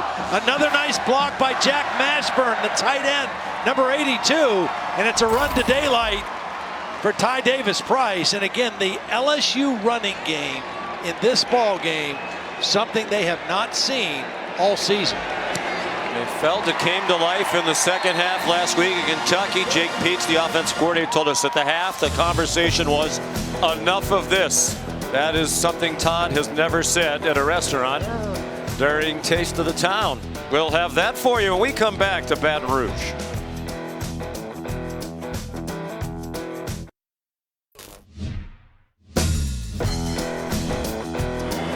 Elsie's Plate and Pie was opened nearly 4 years ago by Paul Dupre, and he named the place after his grandmother, who was well known throughout Lafourche Parish for her amazing pies. Now I have plates and pies here. This is a Cajun crawfish queso that's served with homemade fried pork skins for dipping. As for the pies, this is a seafood pot pie with crawfish, blue crab, Gulf shrimp, and a roasted red pepper cream baked in a flaky crust. For my sweet tooth, s'mores pie, and an LSU game day special, Eye of the Tiger pie. Taste of the Town, welcome home.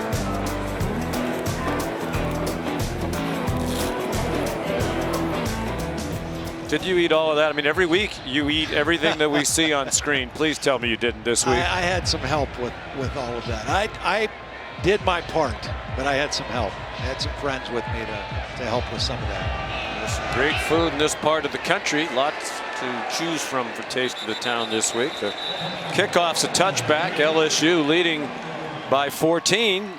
Did you bring some samples? I didn't bring any plates, but I brought you some pie. So this is a banana pudding pie because I think you like banana pudding. Yeah, I thought you said. I don't know where you heard that, but this is the game day special. This is the Eye of the Tiger, lemon pie with the purple. It's a blueberry cream, turns purple.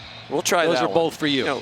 Although does that make us biased? They have Gator pie. I think we have equal time statutes. We're in Baton Rouge, so it's Eye of the Tiger pie. When we go to Gainesville, we'll have Gator pie. Yeah. Looks delicious. They both look really good. It is still Richardson at quarterback, and he's on target again for another big gainer. Back and forth these two teams go. That's Kamari Gamble, the tight end, marked out of bounds at the 37-yard line. The little pause, the little delay by Gamble is what fooled the LSU defense. Clark makes the tackle, but not till he's well downfield. Well-designed play and beautifully executed by Anthony Richardson, who led them down the field on the last drive. Now they mix in the straight ahead run after the 38-yard play to Gamble. It's Naquan Wright to the 34 for a 33-yard line, a gain of 4.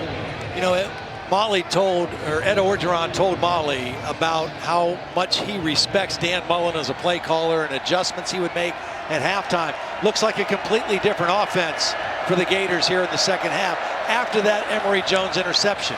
And here's more creativity. They flip it on the end around to Jacob Copeland. And he breaks tackles, refusing to go down until he's inside the 15-yard line. When you don't tackle with wrapping your arms, it's hard to get guys to the ground. I mean, this is all that happens. It's an end around, well executed, but watch. People just come up and thump Copeland. They don't wrap their arms. They just try to knock him down by hitting him. And to Copeland's credit, he just bounces off like a pinball and keeps going forward. Good for a 19-yard gain.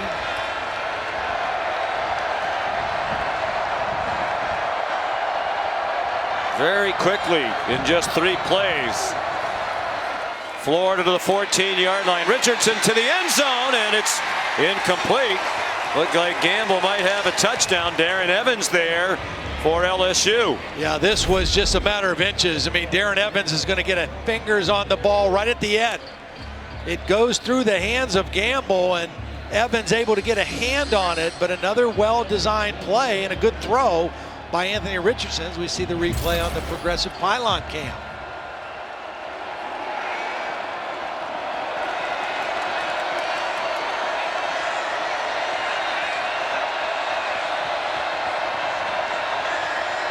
Long count for Anthony Richardson. To the sideline for Pierce, bumped out of bounds near the 5 by Micah Baskerville. When we spoke with Ed Orgeron yesterday, what you were talking about with Molly, he said the play callers he thinks are particularly outstanding: Dan Mullen, Lane Kiffin, Steve Sarkisian. Yep, he coached with Lane and obviously coached against Sark, and has great respect for how they adjust in games and how they have a feel for calling plays. Is this a quarterback run part of the field? Looked like he might. Instead, he throws a slant for a touchdown.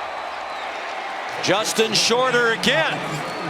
You know, his little hitch, you don't normally hitch up when you're a quarterback on this short of a throw, but the little hitch, I think, sold the run. Watch him kind of hitch towards the line of scrimmage, and for just an instant, it looked like run. The LSU defense had their hands down, and he's able to slip that slant in to the big receiver Shorter for the touchdown. His 5th catch of the game, matching his career high. 95 receiving yards is his career high, and he has 2 touchdowns. Jace Christman, the extra point. It's a spirited rivalry, and again this year, it's a terrific game. Still a long way to go in Baton Rouge.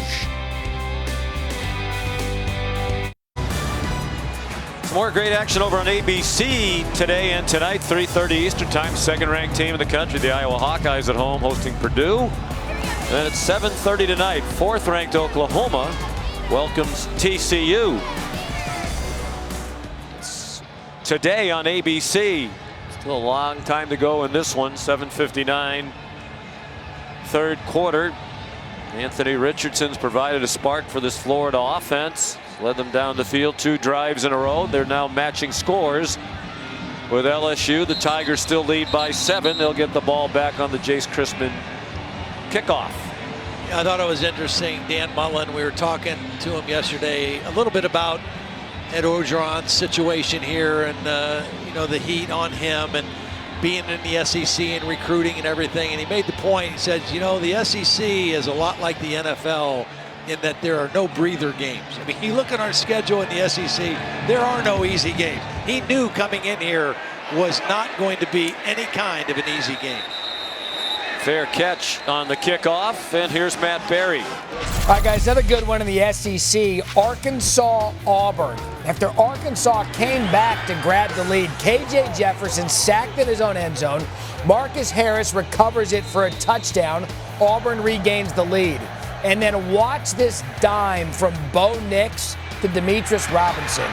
Absolutely perfect. Arkansas, however, has just tacked on a touchdown. Back and forth in this one as well, gentlemen. All right, Matt, thank you. Here comes the LSU offense again. Led by Max Johnson, 12 for 20 for 125 and 2 touchdowns. Jack Mashburn, the tight end. 7-yard gain, first catch of the season for the sophomore from Mandeville, Louisiana. Take a look at what LSU has done today running the football. That's been the difference for them. It's given them balance. It's taken some pressure off Max Johnson. The problem is now Florida's got some things figured out on their offense, so LSU has to keep their foot on the gas. Ty Davis Price stopped at the line of scrimmage. He scored a 40-yard touchdown on their last possession. Ran into Antonio Valentino there, the transfer from Penn State. That 40-yard run for the touchdown by Davis Price was the longest of his career and the longest run of the season for LSU. The offensive line doing a better job in the run game, certainly. This is 2 weeks in a row now that they've run the ball well. 147 last week, most of it late in Kentucky. Johnson in a single coverage and incomplete. Trying to get it to Coy Moore with Jadarius Perkins in coverage. Ball kind of hung in the air for a long time. I don't think there was any interference. The ball was just overthrown. It got up in that air a little bit and sailed over Moore's head. LSU's going to have to 3-and-out punt. Haven't seen very many defensive stops in this second half so far. Gators just got one. Avery Atkins to punt for the 6th time today.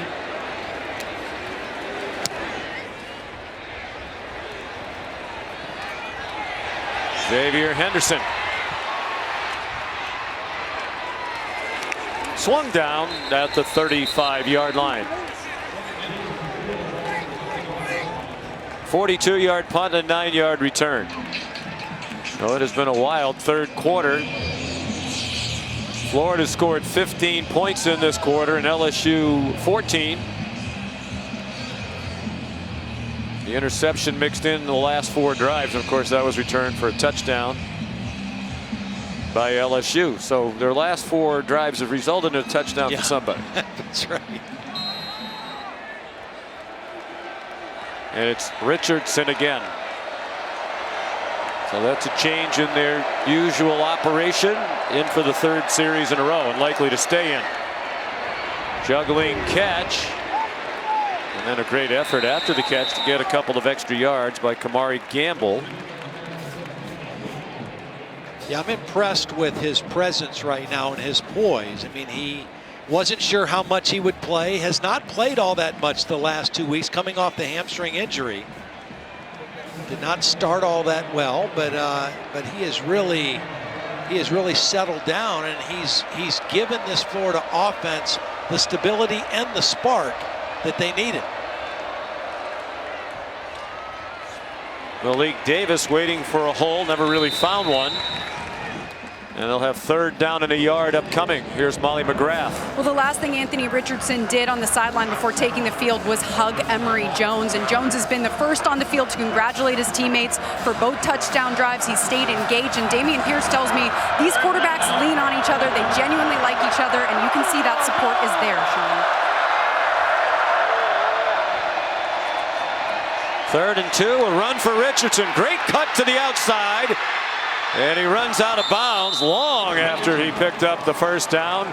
He's at the 32 of LSU with a 25-yard run. This was supposed to go to the left. He just saw a big gap and a lack of discipline on the backside of the LSU defense, so he made that decision to cut it out the backside. That play was designed to go off left tackle. He saw it open up backside and took advantage of the LSU mistake.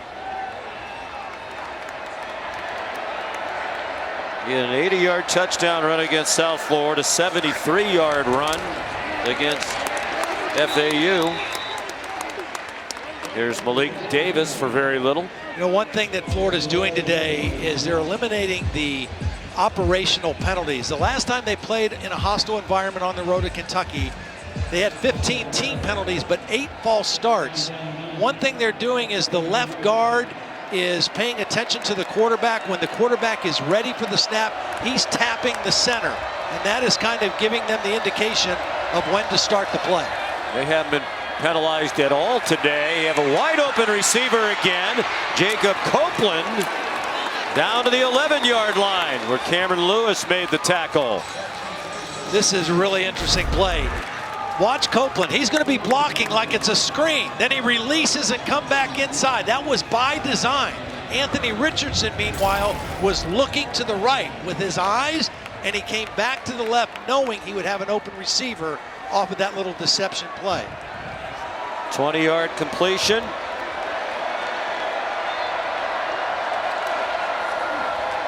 After the run fake, it's a touchdown. Beautiful throw again by Richardson. Right on the money to Damian Pierce. And they're an extra point away from a tie game with 3:45 to go in the third. Well, the guy who makes this play is Kenmore Gamble. Watch number 2, the tight end. He's just going to kind of slowly go right in between these two defenders. And by doing that, he attracts both of them. And nobody is able to get out quick enough to Pierce for the touchdown throw. And the extra point for Jace Christman to tie it.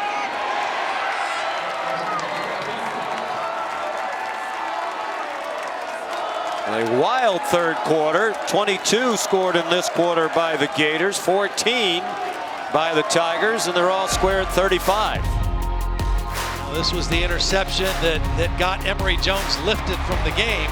Threw it off balance, back across the middle, and then ever since Anthony Richardson is coming to the game, it's been a new look Florida offense. Meanwhile, the LSU running game has continued to prosper against this Gator defense, and now it's back and forth and kind of has the feel of who's going to have the football last, or who's going to come up with another crucial turnover here in the fourth quarter that could decide this football game.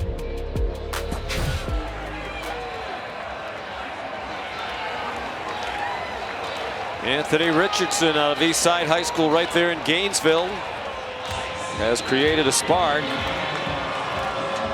Outstanding dual threat quarterback in high school and also an excellent basketball player. Christman with a touchback.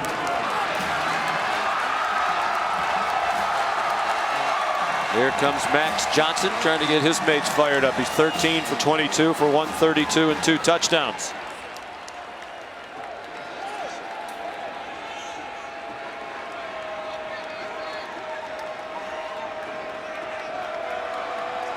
Both touchdowns to Jeray Jenkins.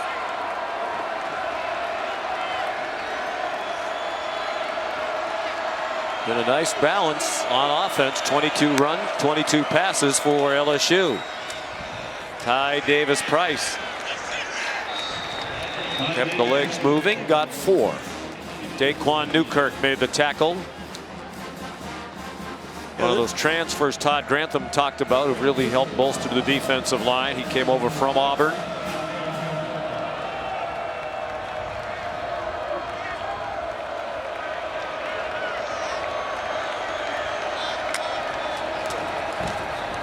Davis Price again. Wow. He went hunting for contact on that run. He was looking for Trevez Johnson and said hello.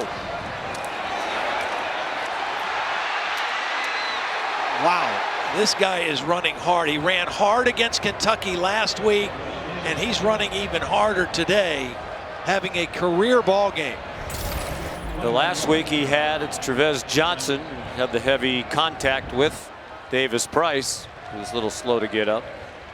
The 147 for Davis Price last week at Kentucky was the career high, as were the 2 touchdowns. So he's matched the rushing touchdown total today, and he's established a new career high with 159 yards on 19 carries for 8.5 per carry.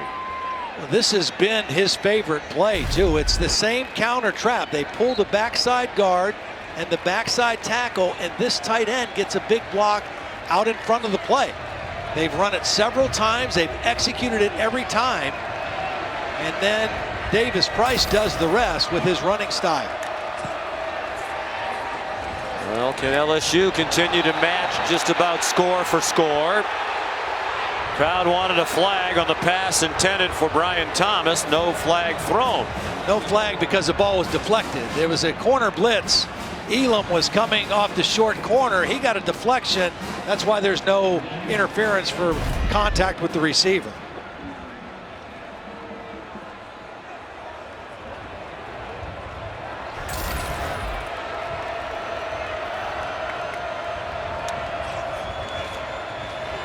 Johnson off the fake, rolls with plenty of room, then runs.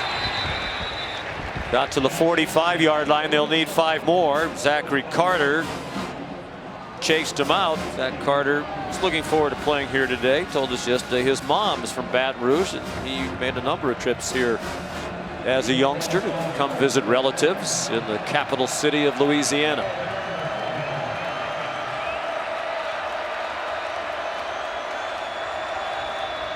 Zach's from Tampa, out of Hillsborough High School, 5th-year senior at Florida, one of the best defensive linemen in the country. Davis Price, first down. They convert on the run. 3rd and 5, they got 6. Well, Florida's defense kind of played right into that play. The end got upfield. That allowed Austin Deculus, the right tackle, to just take him out. And the right guard, Martinez, with a nice block at the point of attack, and another first down for LSU. Under 2 minutes to go, 3rd quarter. This Florida defense held Alabama in that loss to 91 yards rushing. They have been great against the run until today. That's 6 more. Give the offensive line, which has come under some criticism here in Louisiana, a lot of credit. It's a veteran group, 114 combined career starts, but hadn't played particularly well. That's changing over these last few weeks. Of course, the stalwart is the right tackle, Deculus. Jake Peets joked yesterday he's been here longer than Coach O. His 40th start, playing in his 55th career game, the right tackle, number 76. Back to the line, and that's about it. There's Jake Peets, came over from the Carolina Panthers, working for Matt Rule. Said he really wasn't interested in going back to the college game, but Matt Rule encouraged him. This is the job you should take. They wanted to bring back the offense that Joe Brady had run so well here with Joe Burrow when they won the national championship, and Peets and Brady had worked closely in Carolina. Ty Davis Price looked like he got just enough with that excellent effort to get the first down.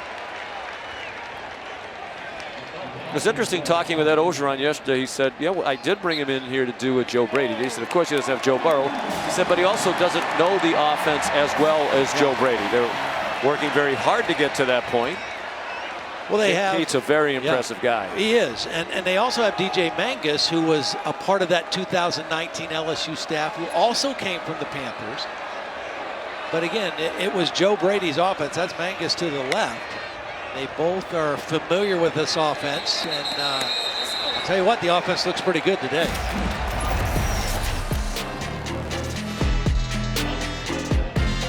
Lots of celebrating in that 3rd quarter on both sides. Set up for another great finish between Florida and LSU.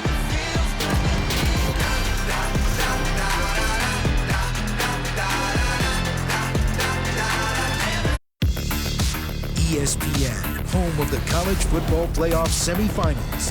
Friday, December 31st on ESPN. Certainly hard to project what the college football playoff semifinals are going to look like right now. It's been a wild first half of this college football season. It's been a very entertaining first 3 quarters of this game between SEC rivals Florida and LSU, tied at 35. 1st and 10, LSU with the Florida 29. Ty Davis Price tripped up from behind, or that might have gone a long way. Tyron Hopper made several key stops today for Florida, has another.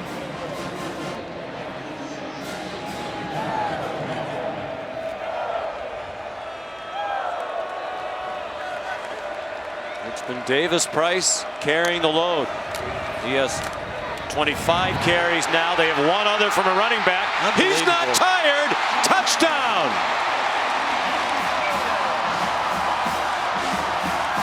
It's the same play, Sean. It's the same counter trap. Florida has not figured it out. They've not figured out how to stop it, and LSU just keeps going back to it. And every time they go to it, Ty Davis-Price makes a big play out of it. It's good blocking on the front side and the back side, and LSU has found a weak spot in this Florida run defense, and they're exploiting it. 200-yard rushing game for Ty Davis-Price. 25 carries, 204 yards, and now 3 touchdowns, giving him 5 in his last 2 games.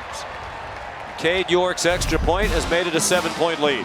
You have to block down here. This tight end fakes and blocks here, and then you pull the backside guard, the backside tackle. The back has to have some patience. You kick out, you lead through, you get a block by the tight end, Jack Mashburn.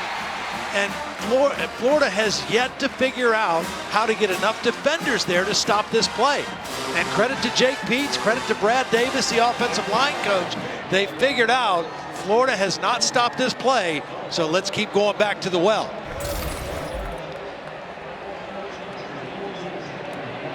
.204 yards rushing, just 109 for a Florida team that's making its gains through the air largely today, even though they were the 3rd best rushing team in the country coming in. Florida averaging 274 a game on the ground. 77 combined points, the most ever in this rivalry. It's the 68th all-time meeting between these two teams. Touchback. Here's Matt Berry. Guys, fun one you have there. Another one we're keeping an eye on for you. Oklahoma State and Texas. All of a sudden, Pokes back in it. Spencer Sanders to Brendan Presley. 2-point conversion, no good. 2-point game, Texas, Oklahoma State. Oh, that's an entertaining couple of weeks for Texas against teams from Oklahoma. No kidding. As the note we just mentioned, the 77 combined points. We thought it would be tough to top last year's game. We were in Gainesville for that. Won by LSU 37-34. On a late field goal, Richardson ran out of time completing his fake. By the time he started to retreat to throw, B.J. Ojulari was right there. Yeah, another inside spin move by Ojulari. Here he is beating the left tackle again. This was the Tebow play again. Fake and back up and throw. And Richardson does well just to get rid of the football and avoid the negative play. Because this has sack written all over it, if not for the strength of Richardson to get rid of the football. Richardson had been the backup prior to today. He's become the man here in the second half. Going nowhere that time. Neil Farrell first there, and welcome back Glenn Logan, the 6th-year senior, number 97, who had not played this year prior to today due to injury. There they are, 92 and 97, 2 good friends, 2 buddies. They meet in the backfield, and they wrap up the quarterback for a negative yardage loss, and Richardson is down. And the fans are booing, but I guarantee you he's not hurt, because Dan Mullen wants Anthony Richardson taking snaps at center. Yeah, there are times it looks like defenders are faking to slow down the offense, but that's not what's happening here. That is not. Not trying to slow down his own offense, although they've been going in reverse on this possession. He's hanging that left arm. I mean, he went down. He'll have to go out for at least a play. Back in a moment. Back here in Baton Rouge, where the crowd was booing Anthony Richardson when he went down with an injury, but it looks like he really was injured. He looked like he was in discomfort. His left hand was jammed a little bit and was bleeding, but they taped it up, and he said, "I'm good to go." Out, at least for this play. As you can see, bleeding from his left pinky. So Emory Jones back in, their starter. It was 11 for 17 passing, but has thrown 2 interceptions to go along with a touchdown. Deafening noise being made by 96,012. 4-man rush on 3rd and 13. Jones on target. First down Florida. Out across the 40-yard line to Justin Shorter. How about the guts of Dan Mullen to call a pass here? 3rd and 13 with your now backup quarterback who's been sitting on the bench, and no sulking by Emory Jones. Molly gave that report about his support of Anthony Richardson. He comes in 3rd and 13 and delivers a strike. For 18 yards, career day for Shorter continues. Now Jones back on the run, their leading rusher for the season. He got 3. I can't tell you how impressive that was to me. I mean, I was thinking for sure Dan Mullen's going to just run the football here, punt it, not put that pressure on Emory Jones to make that play on 3rd and 13, and Emory Jones just said, boom, here it is, first down. We spoke with Emory Jones yesterday, said he has no problem dividing the time with Anthony Richardson. Their 2 leading rushers. Fake the toss, throws back, broken up. Trying to get it to Jacob Copeland, and it was Dwight McLaughlin. And McLaughlin made a really nice play, breaking on the football, knocking it away. It was a good throw. The timing was there. Just McLaughlin made a great play. Another 3rd down. The Gators just converted on 3rd and 13. Announced at 96,012. That's about 6,000 below capacity here at Tiger Stadium. That's probably tickets sold, a lot more empty seats than that, but this place still loud. Ball is out after the run got the first down for Naquan Wright, and Florida got it back. He had passed the marker and then put it on the ground. Yeah, very lucky. This ball's going to bounce right back up to him. I think that was Damone Clark that put the hit on the football, knocked it loose, but it bounced right back up to Wright. That would have been the 4th turnover of the game for Florida. You kind of get this feeling that a turnover at this point is what's going to really turn this football game. Richardson back in. He keeps. Boy, he's big. I mean, big and strong, fast. He goes down to the 40. Dan Mullen said yesterday, you know, we're not really sure he understands yet what he's supposed to do on every play, but sometimes it works anyway because he just out-athletes people, to use Coach Mullen's word. Well, he ran that play like a tight end who just caught a little short dump-off pass. I mean, he lowered his shoulder and ran through about 3 tackles.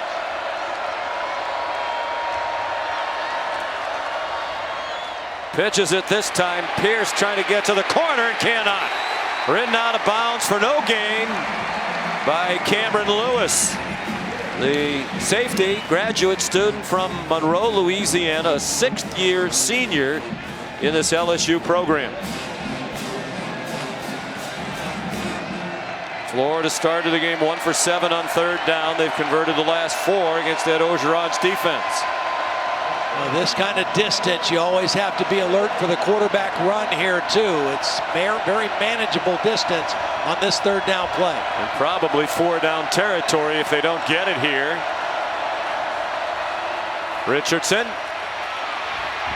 throws deep and too deep. Over the head of Malik Davis, the running back, and out of bounds. And now Dan Mullen with the decision to make, out of field goal range. And the offense will stay on. One of the biggest play calls of Dan Mullen's season to date. You got those big-bodied receivers. I think some kind of a slant, something quick out of the hands of Richardson towards the middle of the field here. On 4th and 4, they complete a pass for a first down. Kamari Campbell, the tight end, having one of the best games of his career.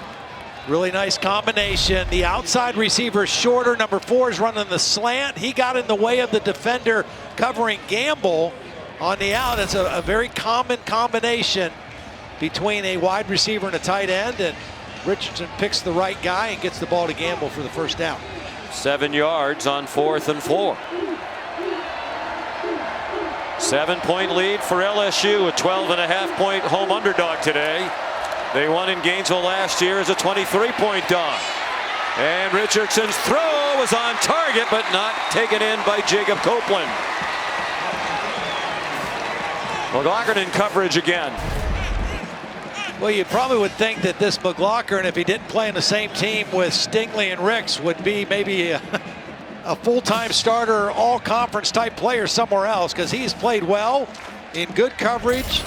That's a long throw that Richardson tried to make from the right hash back to the left sideline. But McLaughlin in man coverage did a beautiful job. Under 10 minutes to go now in regulation time. 2nd and 10, Florida. Richardson up the middle, not much. Maybe back to the line. Jaquelin Roy and Neil Farrell there for the Tiger defensive line.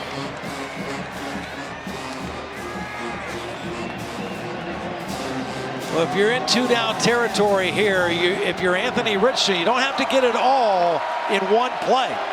I mean, if you're thinking, if Dan Mullen's thinking 2 plays here, the quarterback needs to be on that same page and know I don't have to get it all on this one play.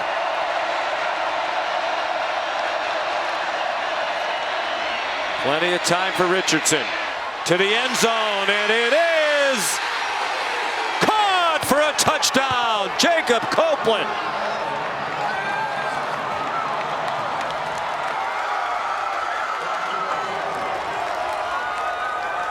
Copeland ran a beautiful route. It was a little stop and go. Watch the stop, freeze, McLaughlin, and then he's beat. And now McLaughlin, he's so busy trying to catch up, he has no idea where the football is. He's trying to read the eyes of Copeland, and this is a beautiful throw. As you see the replay on the progressive pylon cam, beautiful throw by Anthony Richardson when he knew his man had a step on the defender. That's the life of a man-to-man cornerback. We've been talking about McLaughlin making play after play. Knocked the ball away a couple plays ago, and then he's still out there on an island, and he gets frozen on a stop and go. And you go to the opposite end of the spectrum if you're a cornerback playing in a defense that plays a lot of man coverage like LSU does. Neil Farrell walking slowly off, veteran of that defensive line. 33-yard touchdown to Jacob Copeland. He had a huge game last year against the Tigers in Gainesville. He went for 5 catches, 123 yards, including a 19-yard touchdown from Kyle Trask. Redshirt junior from Pensacola. Crispin for the tie.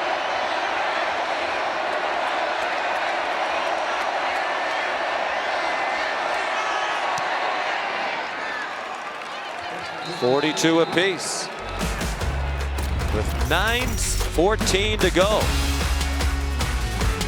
Richardson the touchdown pass. Don't forget about the contribution of Emory Jones off the bench on that 3rd down and 13 that kept them moving.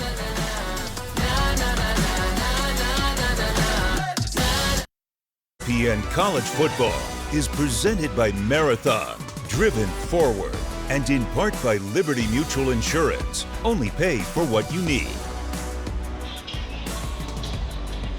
Anthony Richardson's made some beautiful throws, but perhaps the most important throw of this second half was the only one by Emory Jones that kept that drive alive on 3rd down and 13 from their own 22. And remember, the last throw before that he made was the one that got him benched. It was intercepted. His first possession of the 3rd quarter, returned for a touchdown. Dan Mullen opting to go for Richardson, and to Emory Jones's credit, he did not pout on the sideline. This is the last play that he had prior to that 3rd and 13 throw. Returned for a touchdown, gave LSU the momentum early in the 3rd quarter, and then he came right back on the field and delivered. Rare kickoff return in this game, and it's the dangerous Trey Palmer. Trey Palmer tripped up by the kicker, Crispin. Palmer, one of only 8 players in LSU history, has returned a kickoff and a punt for a touchdown. Here's Matt Berry. Sean, Auburn fans got 4 quarters of good Bo Nix this afternoon. Here, the designed run for 23 yards, and Auburn has pulled away 38-23 over Arkansas late in the 4th quarter. And Oklahoma State just stopped Texas on 4th and 3. They've got the lead and the ball. Wow. Back-to-back very tough losses for Texas against the Oklahoma schools. Tie game. All back with LSU, and it's Ty Davis-Price ahead to the 35-yard line in Arkansas. Boy, the feel-good story of the season just a few weeks ago, drifting rapidly in the wrong direction. Well, there was so much hype and build-up around that game at Georgia, and Georgia just took everything out of them. You know, they just have had a hard time recovering from that ball game. Of course, Kentucky, who beat both of these two teams, they get that treat of playing Georgia in Athens here this afternoon. Ty Davis-Price, what a game. Well over 200 yards for the junior from right here in Baton Rouge, Southern Lab High School. That's 13 yards against Todd Grantham's defense and 220 for the morning into afternoon. Jack Mashburn, one of the backup tight ends, number 82, a sophomore out of Manville, Louisiana, has just blocked beautifully today. He's the lead blocker on a lot of these plays, kind of like a fullback leading the way for Ty Davis-Price. Mashburn also had his first career catch today. Offense, number 10. 5-yard penalty. Still first down.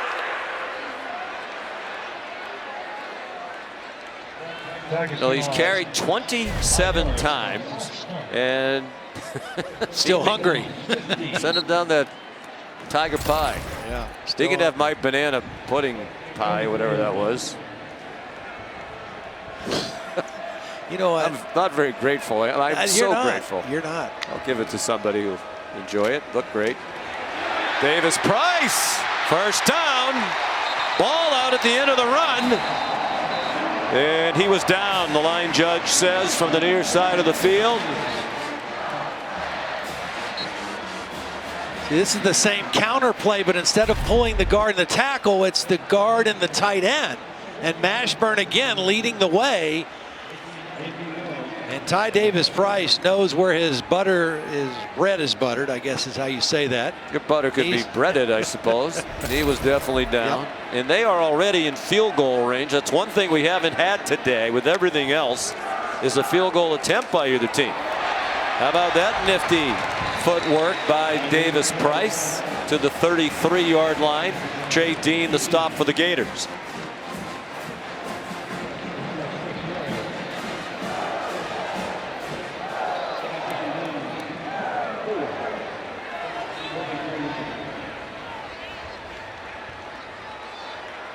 One of the reasons you take a little time here is not only to run clock and put more pressure on Florida, but also let your running back get a little breath. You know, definitely is a little winded, keep feeding him.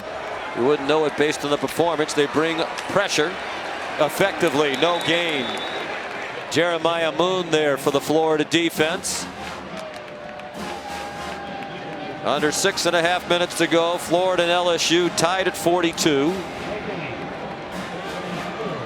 Richardson awaits his return to the field. They have not been able to stop Anthony Richardson in the Gator offense. These LSU Tigers on defense in this half. Florida scored 29 points since intermission. On 3rd and 4, here's Josh Williams stepping in for Davis-Price and running inside the 10.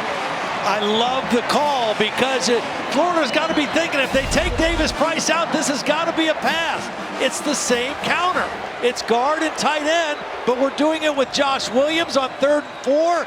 They execute it again, and LSU with a big-time conversion on 3rd down with a backup running back. Just the second carry by a running back other than Davis-Price today for LSU. Mahmoud Diabate, the injured player.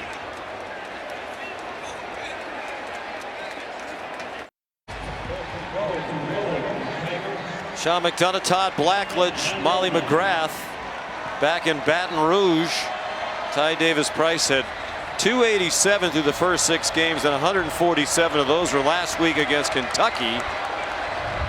He has emerged as a force in these last 2 weeks.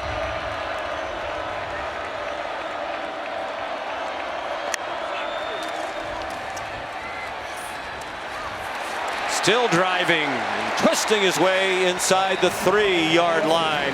2nd and goal. It's amazing to me when you look at what LSU's done running the football. We love to track explosive plays, runs of 10 yards or more, passes of 20 yards or more. Coming in to today, through 6 games, LSU had 15 runs of 10 yards or more. Today, they already have 10. I mean, it's just been a complete turnaround since the second half of that Kentucky game, and then way beyond that today against this Florida defense. 418 yards of offense for the Tigers. 5 minutes to go, still tied at 42. And nothing doing that time for Ty Davis-Price, who's rushed for 250. The single game rushing record for LSU is 284 by Leonard Fournette, 2016 against Ole Miss. Hopper with another nice play at the goal line there. Newkirk ate up a double team, and that freed up the linebacker Hopper to come in there and finish it off and bring up a 3rd down and goal.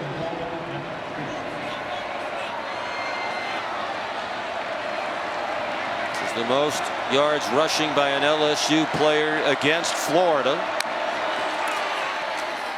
Hoping for more. Driving toward the goal line, but not all the way there. They had stopped the play. You see the official on the far sideline running in, saying progress had been stopped. And now a big decision for Ed Orgeron. Do you break the tie and take the lead with a field goal? Doesn't look like it. You can hear the whistles there. The whistles were blowing. You can argue they shouldn't have been, but that's history now. Max Johnson's going to go under center on 4th and goal. Play fake. Man wide open. Touchdown, Jeray Jenkins.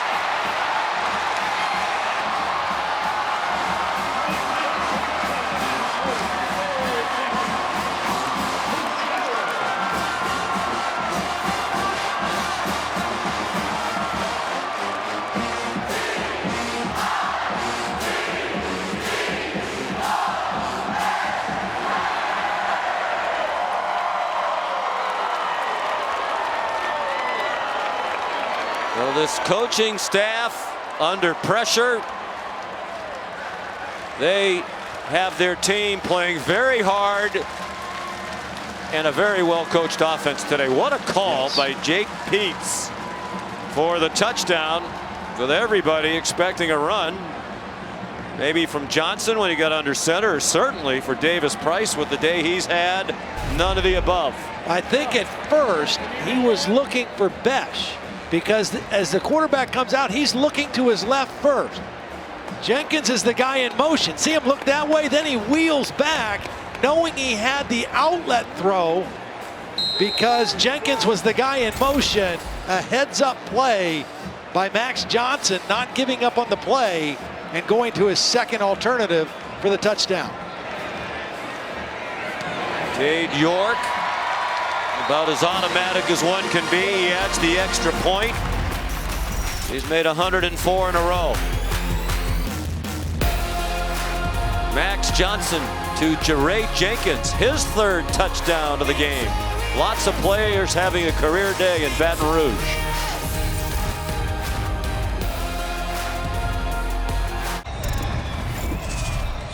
Here's a look at this week's college football rankings, brought to you by PlayStation. So much movement within the top 10 this season. Georgia has ascended to #1 in the big matchup upcoming with undefeated Kentucky.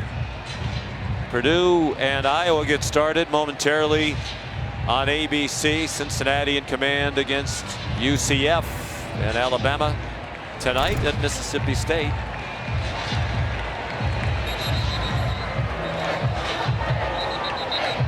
Here it's LSU by a touchdown. Florida down by 7, 3.5 to go, but they'll get the ball back, and the Gators have scored touchdowns on each of their last 4 possessions. Both teams with their full complement of timeouts here for the final 3:30.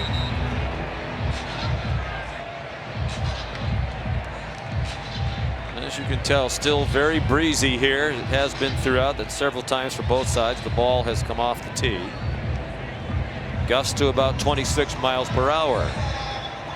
But as you noted earlier, no fear of fog drifting in as it did last year in Gainesville to add some intrigue to what was also a wacky game. And I think all shoes will remain on feet as well. Here's Matt Berry after the touchback. Sean, I know what you're wondering. What about Baylor and BYU? We've moved kick to 3:40. If your game does not conclude by then, you're going to have to go to ESPN Plus or the ESPN app to watch the beginning of Baylor BYU. Otherwise, it will kick here at 3:40. Guys? Mark Jones's teammates might start chopping it up somewhere else, but they'll be here on ESPN as soon as we're finished in Baton Rouge. We'll go on to Waco. Anthony Richardson hands it off straight ahead for about 4. Naquan Wright. All 3 timeouts left for Florida.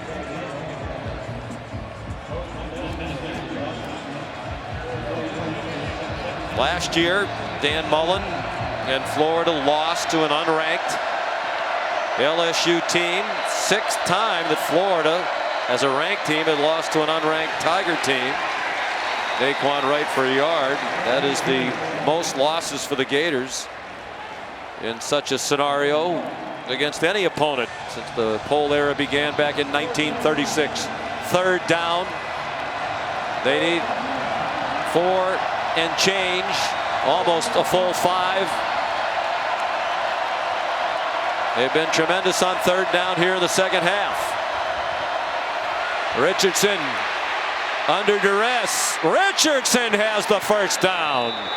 Sometimes, as Coach Mullen said, he can just out-athlete you, and it was his speed that got him across the 35. Yeah, speed and strength to break those last 2 tackles to secure the first down.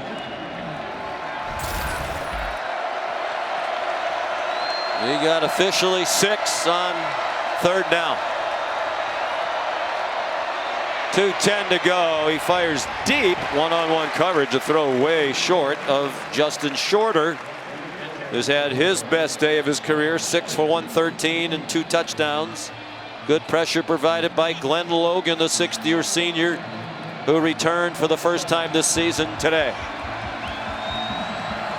On that 3rd down play, B.J. Ojulari almost got there again. Here he is. He's been the most effective pass rusher for LSU today so far. LSU by a touchdown.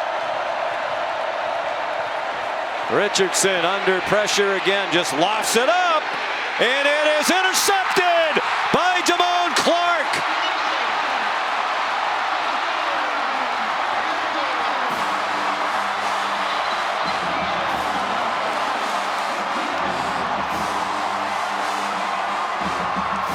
Fourth interception of the day for the LSU defense. They had 3 all year coming into this contest. Well, it's Jaquelin Roy on the inside and B.J. Ojulari on the outside. This is an ill-advised throw. He's throwing off his back foot. It's late. It's down towards the middle of the field. And the underneath coverage, Damone Clark makes the interception. The 4th turnover interception by this LSU defense.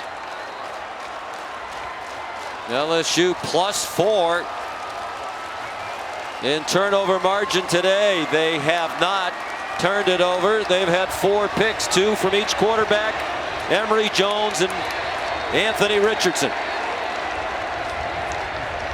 Davis Price for 5. Florida has all 3 timeouts left, and Dan Mullen will use his first with 1:53 remaining. For all the good plays that Anthony Richardson has made today, both of his interceptions were bad decisions and bad plays, and just a young quarterback trying to make every play. Sometimes you got to just eat it or throw the ball away and realize the defense wins, you know, and he just didn't do that. For a moment, it looked like his receiver might have a step, but the ball underthrown and into that 26-mile-an-hour wind. backing up, couldn't step into it. No way could he get enough on that throw into tight coverage. Again, that's just one he wishes he had back. He'll learn from that, he'll grow from that, because you can see the upside and his ability to make positive plays. That was just one that the next time he's in that situation, probably won't make that throw. Another first down for LSU would just about put it away. 2nd and 5. Davis Price. Davis Price! Why not? All the way to the 45-yard line. He's getting very close to the single game rushing record set by Leonard Fournette. He is 277. 7 yards short of it. LSU right now going with an extra offensive lineman formation. They've got Garrett Dellinger, number 72, who's in there as a blocking tight end. And they ran right to his side on that play for the big conversion and another first down.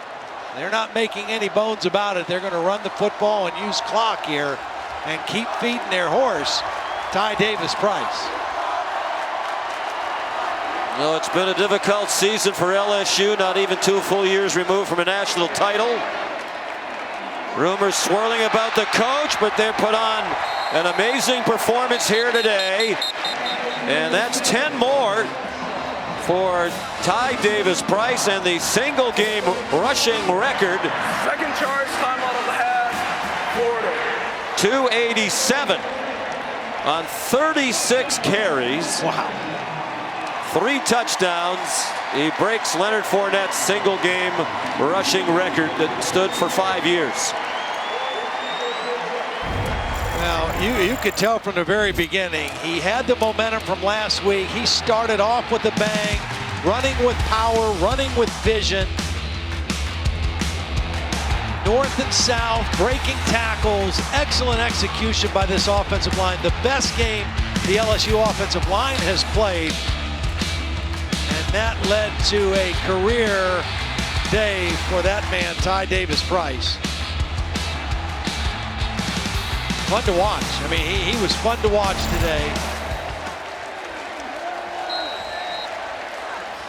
Funny, Dan Mullen told us yesterday, you know, if we lose this game, that'll give us 3 losses. We'll be 4-3, and LSU would be 4-3.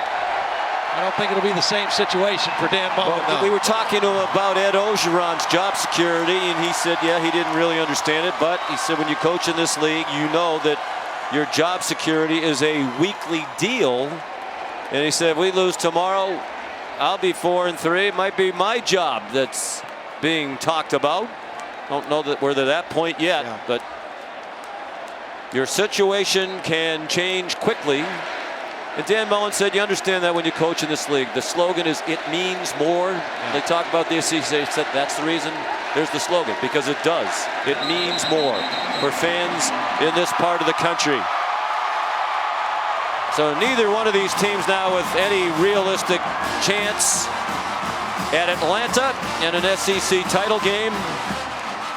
And Ed Ogeron, if this is to be his last season, and I'm not sure this changes that narrative very much, if at all, he has to be very proud the way his team played, and as he told us they would. He had a great week of practice, and it showed up on the field, Molly.